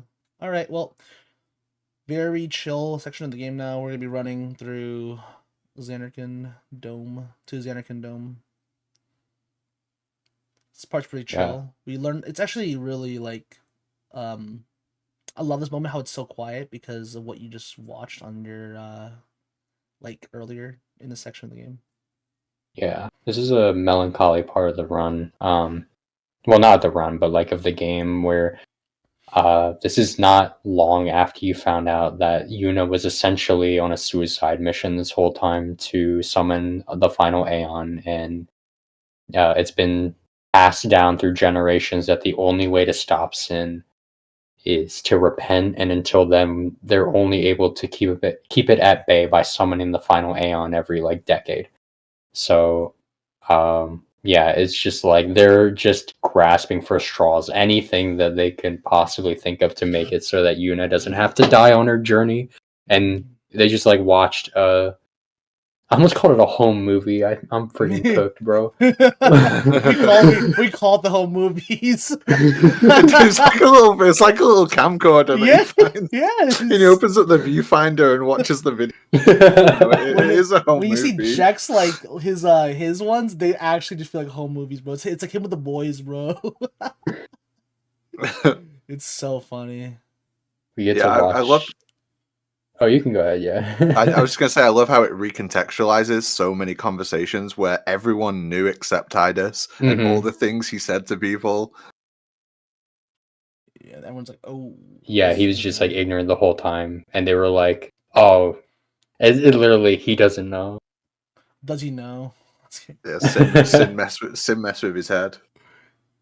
Yeah, that too. They would make up excuses for him, and it's just like, am I the only one who didn't know?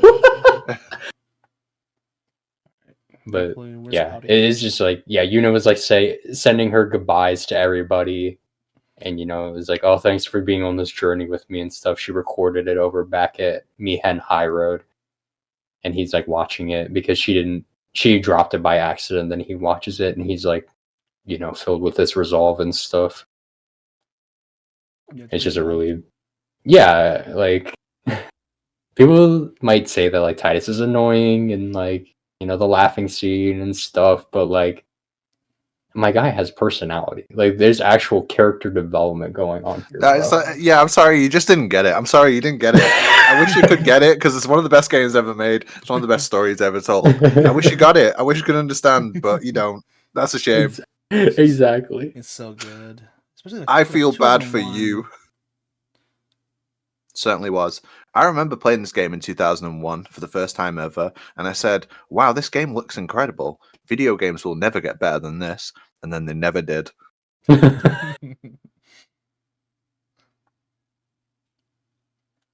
Oh yeah, by the way, I hope you guys like this song because we're gonna hear this song for about like 30 minutes. I'm just kidding. Probably another like 7 minutes, unfortunately. Yeah. You skipped that because of the 2 friend spheres. Are you getting the Lux sphere? Did you already? I already got it. Yeah, I'm gonna get the. Okay. Yeah, for marathon runs, we're gonna grab 2 optional spheres just to guarantee we hit the next boss. Because guess what? It's another 3% chance, and we really miss a 3% chance. So let's see what happens. You telling me you don't want to repeat? That was sick. Nope. Oh, I'll do it later. Actually, I can't do it right now. Actually, I can't do it right now. What am I doing? I need to do black magic first. This is a really cool strat we're doing. We're using black magic gem or a black magic sphere to learn fire over on Lulu's grid just to teleport to it with a return sphere. It's so sick. I love that.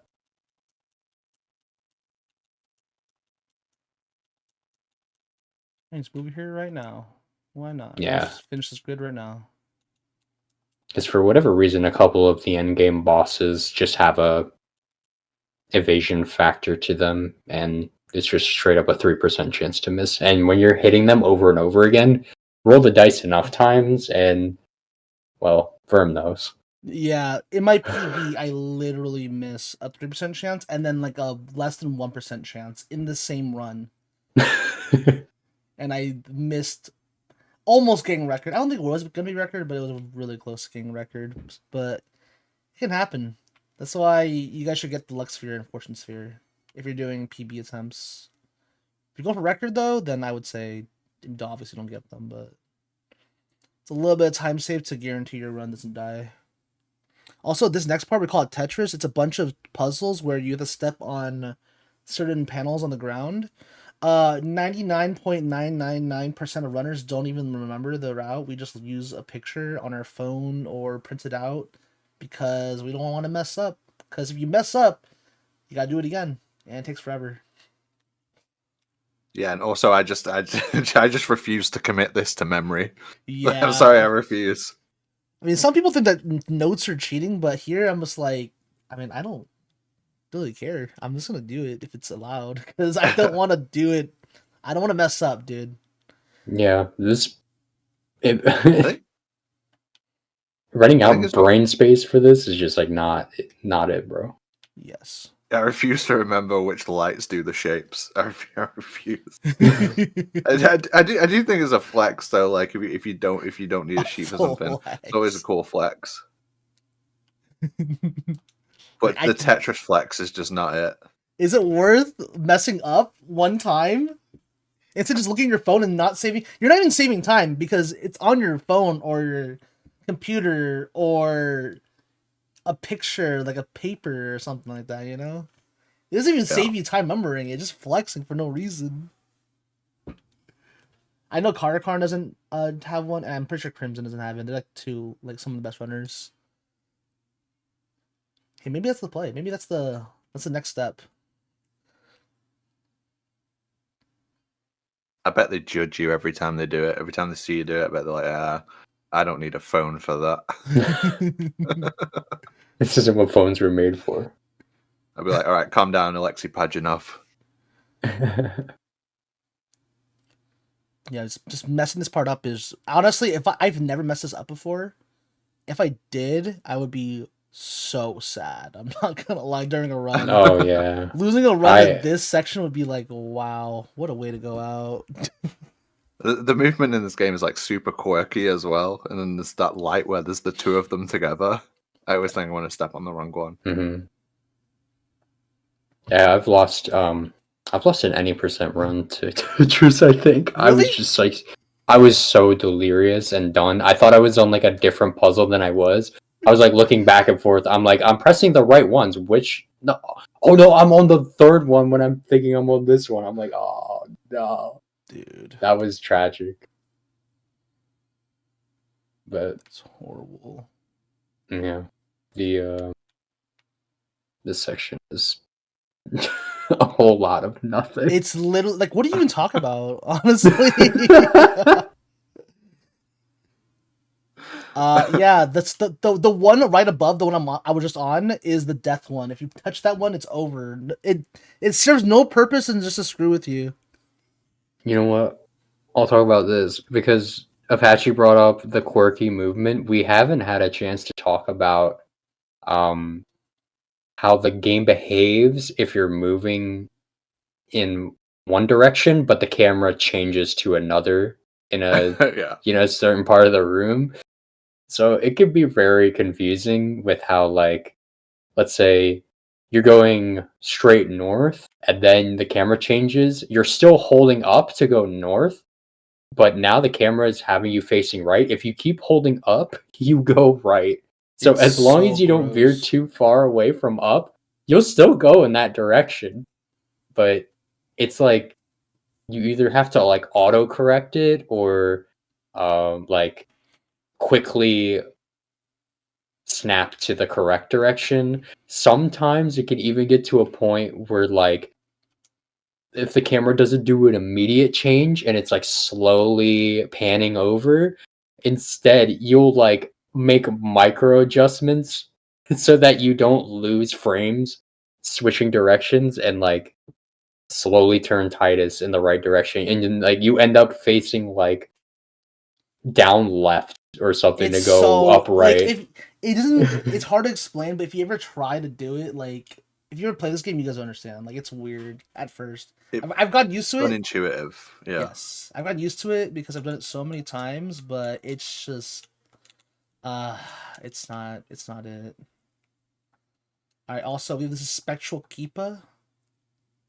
We went ahead and did that black magic grid with Yuna to get her some extra strength, just so we can kill this boss in time. Yeah, it's actually kind of close, and it's gonna look close, but this fight goes the same exact way every time. Yeah, even if this, I'll be like less than 300. Sometimes I've been under like 100 HP, but there's actually no way you can die here if you grid correctly. There's no damage rolls that can kill you. And just like the Spectral Keep is cool. Has a really cool mechanic in this boss, honestly, where you use the platforms to move behind him and stuff. It's really cool to dodge moves. Mm-hmm. All right, thankfully we don't have to do any gridding because we did it before, as Alien said. We actually don't have to grid for a hot minute until the very, very, very end of the game. but it's always important to hit that save sphere. Hitting these save spheres in the end game is life or death because Bahamut's going to need a tank. Yep. Thankfully, this fight is nothing except for hopefully you gridded everything correctly and you didn't, and you picked up the luck sphere and fortune sphere, so you don't miss. Like now that I picked it up, there is a 0% chance I miss, which is very good. Don't let it be you. And this boss is also really tough, yeah. Oh yeah, this boss has 3 phases, and I'm pretty sure each of them has what 60k HP. Is that it? Something around that. Yeah, and if you die, then you have to do the whole thing again. Like you have to watch a cutscene again. By the way, Genuinely one of the best cutscenes in the game.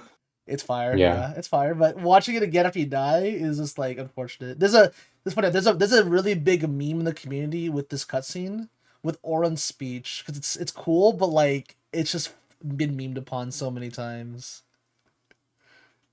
If you go to any FF10 runner stream and you type !now, they probably have it.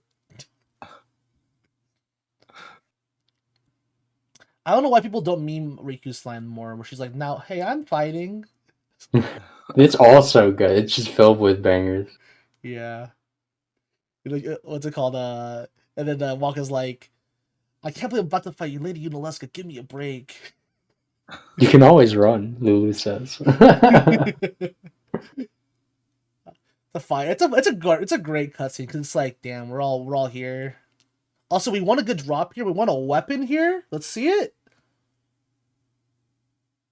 Aw, that sucks. Unfortunate. So, unfortunately, we didn't get a weapon here. The weapon would give us zombie strike, guaranteed, which would be useful later. But we can just get zombie attack on Titus. It's not a big deal.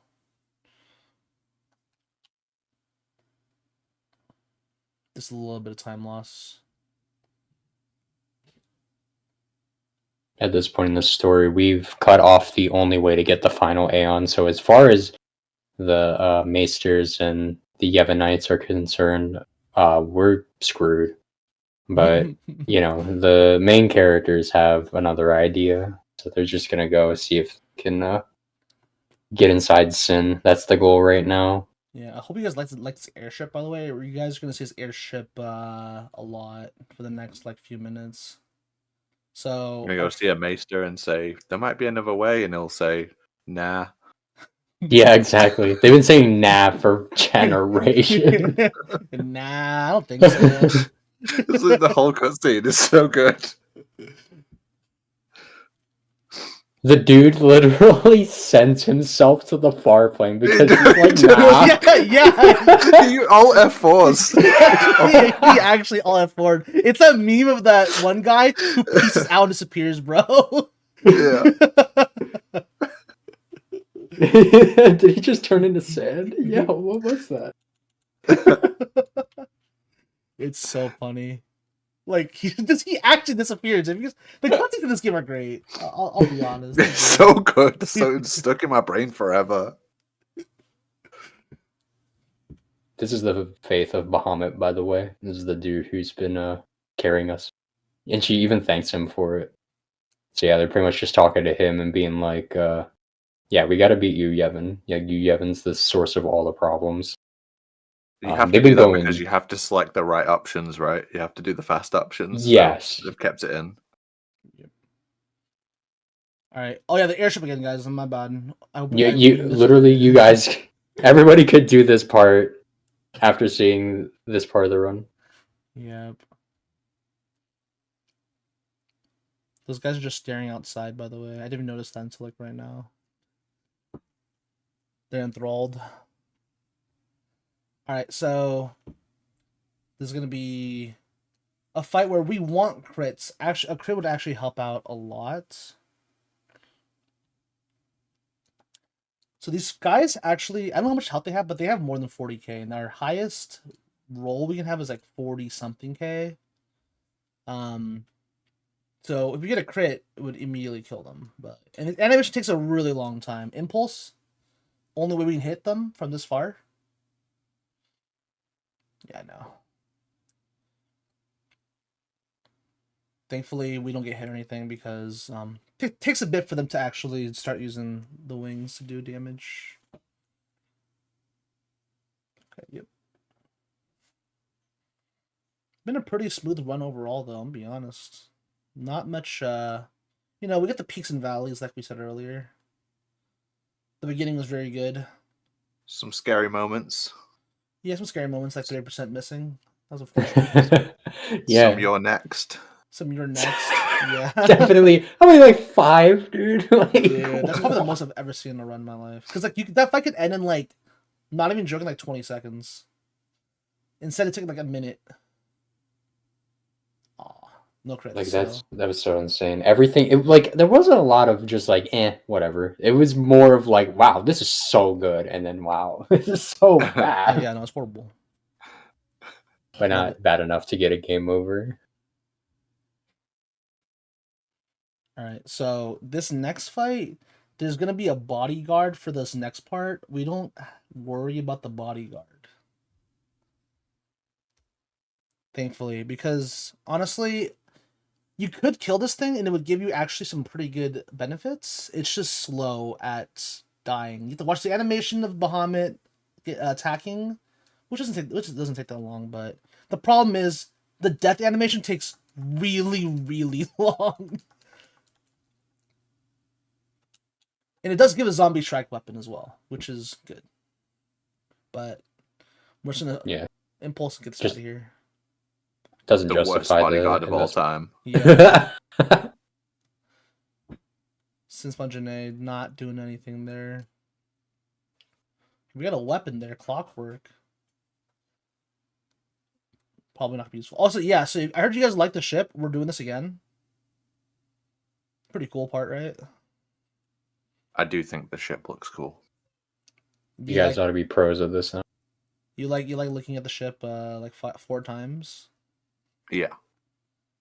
At least. I like looking at the men now looking at just still outside. I didn't notice until like right now, I'm not gonna lie. Like we're not even moving anymore. They're just like, that's what that looks like So when we're not moving. We're gonna talk to Yuna, and then guess what? We're gonna go through the ship again for a 5th time. Because I heard Apache really liked it, so we're just gonna look. Yeah, sorry, I just really need to see it again. Are those guys still staring and just staring off? Let's see. I don't even know. Yep. Least productive Albed ship workers. Hey man, this is the end, dude. What are they gonna do? What could they possibly do to help? Make sure the engines are working, I guess. Alright. So now we're fighting Sin. Oh my god, this is the final boss of the game. It's not actually, but it felt like it to me. Yeah, it felt like it at the time. Yeah, you're like, oh my god, this whole game I was, training to finally beat Sin. And he's just another overdrive gimmick boss. Yep. He has one move. It's kind of like how Bahamut, fun fact, Bahamut only has one, what's called, Isara's Bahamut. Spaffy only has one move, which is Mega Flare. That's it. Like, nothing else. Also, that's a low roll, so we might get memed on, have to do another regular attack here. I love the text drawn to Sin. Yep, let's see it. Here we go. Yep, we gotta do another attack. That sucks. Then probably have like 3,000 HP, by the way. Alright, so now we have some dialogue here. Just gonna walk. If you're wondering why Titus is shouting dad, it's because the thing that we were just hitting is his dad. Who ruined his what? The thing we're just hitting is his dad. Oh yeah. Yeah, that was his dad. This whole part, if you don't know where stuff is, you're gonna get lost really, really easily. It truly is a maze because everything, all the paths look really weird. There's a lot of twists and turns. The map isn't automatically enabled for you. You have to uncover it. Yep. Fog of War. That's actually damn you, Don't- old man. But don't worry, the Discord has MS Paint drawings that'll get you through this. Yep. It's like there's actually cartographers in what's it called? The in these discords, dude. They've helped so many people. Photographer.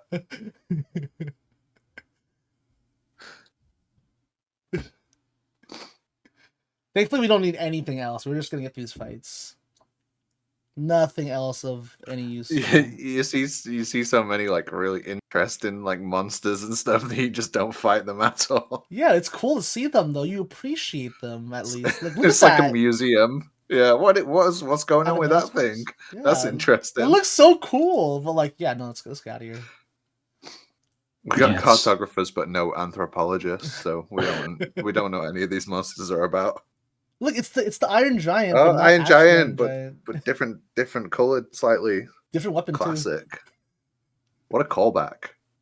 Yeah, we need that guy. It seems like just yesterday we were stealing. What does he get from Luna Curtain or something? Light Curtain. Yeah. Light Curtain. He'll always comment on that enemy. It's so funny.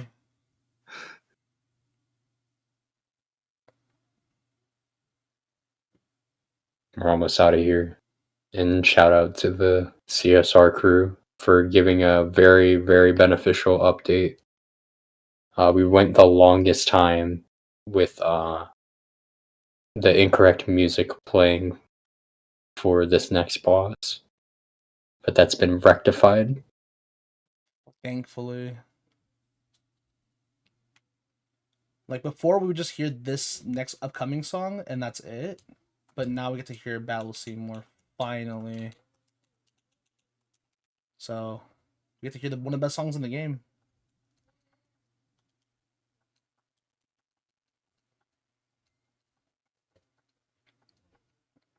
This fight is ridiculously hard, by the way. Does arm break got a hit? There's a 1% chance it fails. Something like that. Okay. And it worked, I think. Hopefully worked. There's a chance that the status effect messes up, so. If the camera changes, then the fight's good. And we're good. 99999, by the way. Yeah, bro. I don't even want to talk to you or your circles. Like, I don't care what those do. Yeah. I'm just happy we get to hear the song, dude. Feels good. Alright, so we're coming up to the end game. Which is more walking. And more Yep, encounters. just another walk to the end, and then some like random part where you're trying to catch apples falling from a tree. Like, I don't even understand. I call it popping balloons. Popping balloons. It's kind of like, have you ever played RuneScape? Yes. Literally, yes. You know, Yes. the party room. You know, the party room where all the balloons go down. You have to pop them. That's Yeah, it's bro. literally that. Yeah. It's See me in literally- Falador, bro. Outdoor drop party. Come to Falador 99 fishing party. Dude. Dude, this is also a really big reason why the no encounter armor is really important. Because, you know, you just walk through this part and you're done. Funny enough, the no encounter armor only saves about, like 10 minutes, maybe 8 minutes overall. Whole run. Yeah, it also depends on if you get it on a swimmer. Yes, swimming is So important. there's even more RNG. Yeah, swimmer armor is important because you don't have to get those fish encounters in Mount Gagazets, which is about like what 5 encounters, but overall that's about a minute you just lose. Maybe a little bit more. All right, time for technically the worst part of the game if you're going for record and a good time, because this part is completely random, even when track runs, and you gotta be good. Yeah, it Cannot even describe what the camera is doing here. it forces you to like develop a skill that you've never used throughout the entire game, and like you move against the camera so you can get like the biggest like field of view, but you also can't be like too aggressive or you're gonna run into one of these stalagmites and get an encounter. Yes, you see that? You see this, bro? Nice use of stalagmites. Oh my god. Oh, That's yo, literally what they wait a are. minute. We've been using some Yeah. colorful vocabulary. I think that Oh, one was a dragon yo. med helm, by the way. Wait a minute. A Dragon Bed Helm, yo. Oh Oh my god, I can't even go for that one. You kind of have to like run towards the camera to like pull it out so you can actually see. Yes. The technique you have to develop for this is Yeah, just... and the worst part, this is the worst part right now, is like when they don't even spawn. Like, there's one right here, I guess. Yo. Cool. Rune two-handed sword. Oh, there we go, we're done. Nice. That was actually not bad, but the game didn't That's a want to decent spawn. drop party. Yeah, but they didn't want to spawn. That's the problem overall. It was a decent drop party, you know. See you again next time in Fallon. The friggin' like conga line, bro. Like everybody's following you, and it's like 40 people long. All right, so we only have to do 2 sphere grids here, which is going to be Titus's sphere grid for armor break. I mean, zombie attack, which we definitely. I think pretty sure we have a return sphere here. All right, so I only need this speed. You know, at the start of the game where it says original or arranged music, it should Yes. also ask, do you want original or arranged faces? Oh yeah, you're right. True.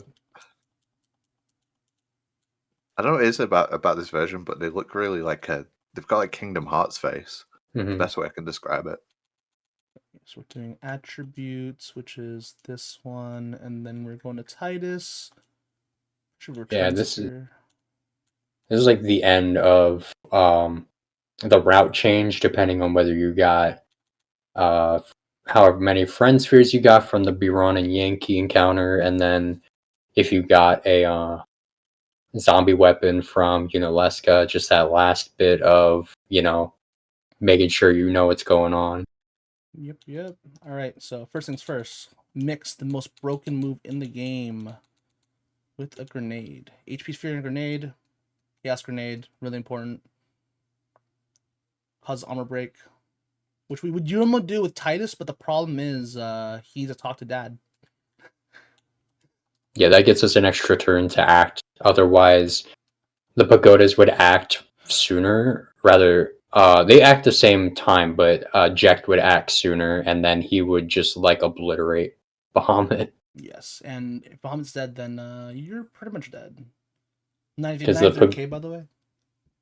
The pagodas dispel Braska's final Aeon, so he will lose that armor break status when they dispel him, and that pretty much means like you're not gonna be able to do any damage. But if he acts soon, then you won't be able to get the damage in time. All right, so there's a meme in this run.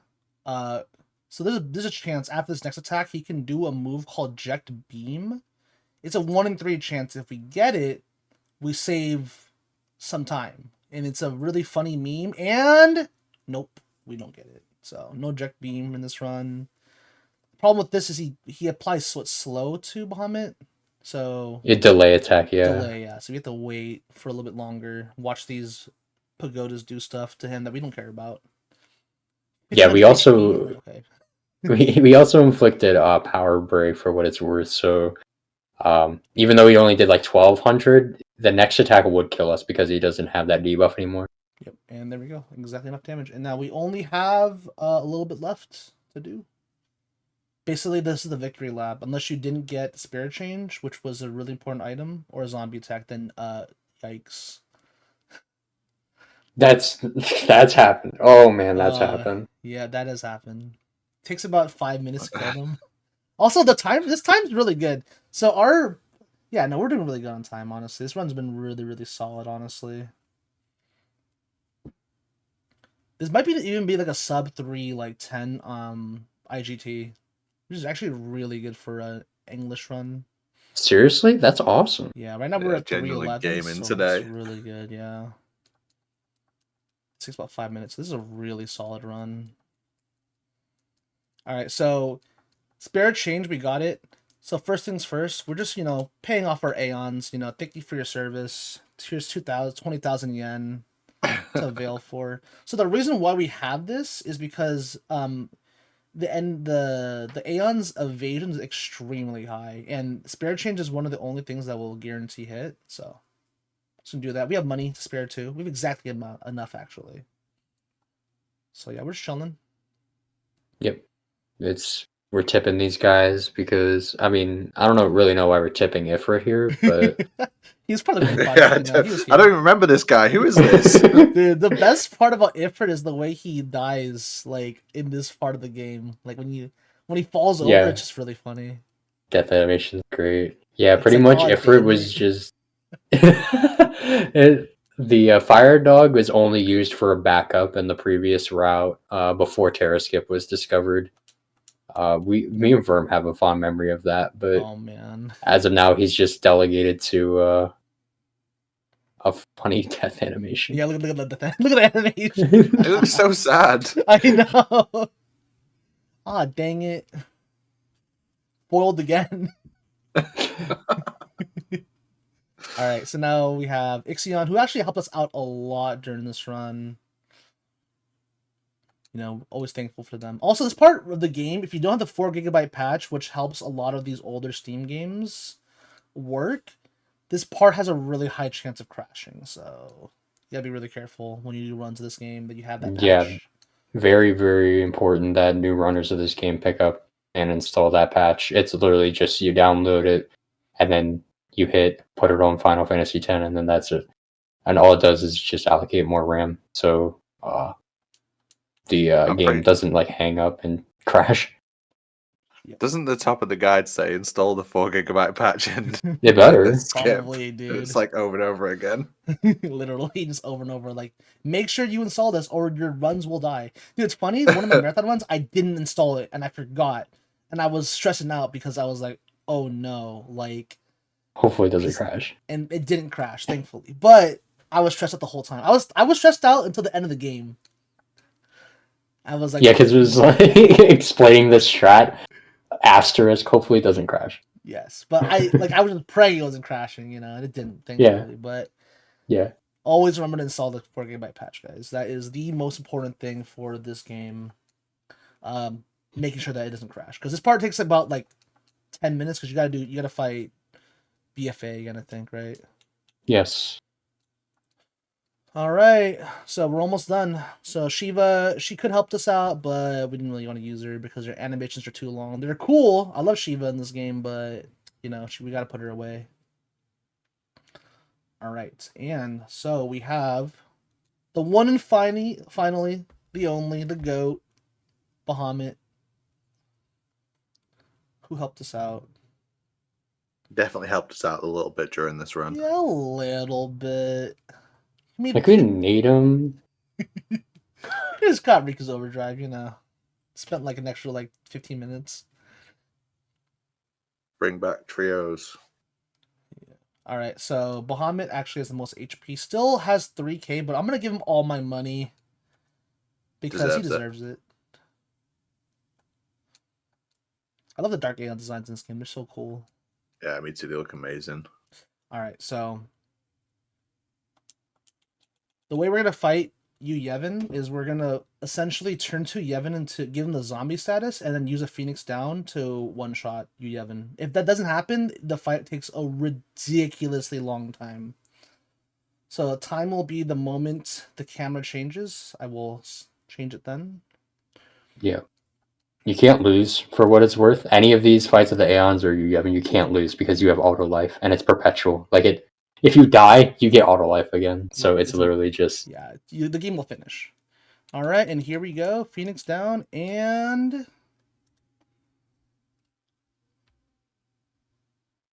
time. Wow, what a great run. GG's. That was a journey. Yeah, I know. That's what I love about this game. It's always a journey. 3:16:29. That's a really good time for a marathon run. Wow. Our estimate 3.5 hours. We cut it by about 13.5 minutes. So yeah. So just some quick shout outs. Shout outs to the FF10 community. Shout outs to Airlian and Apache for being here and helped me commentate this game. Love this run. If you guys want to watch more of me, you guys can catch me on twitch.tv/vermillionruns.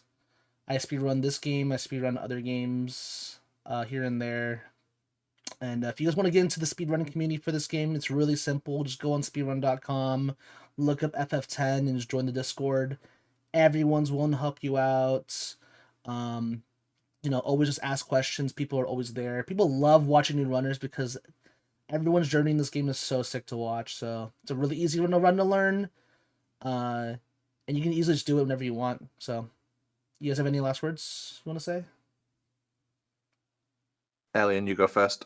I knew it, dude. You did the thing. I did the thing. Yeah, it's always, I can't overstate like how grateful I am whenever I'm able to come and commentate for you, because it's just like, I don't know, the FF10 run in particular is like very near and dear to me, and it's like so awesome get to meet all these people and experience this, because like it's already a great game, and you could list so many reasons why you should play it in this day and age, and this is only just one of those facets. Is just speedrunning.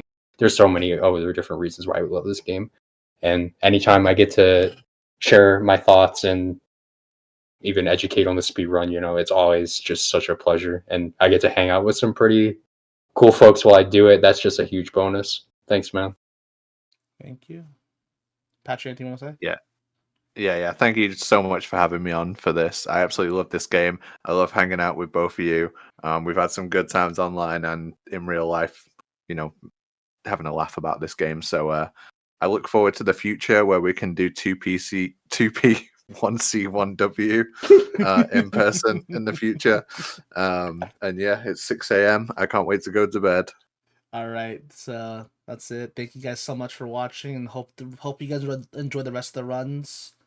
I'm gonna head out. Peace, guys.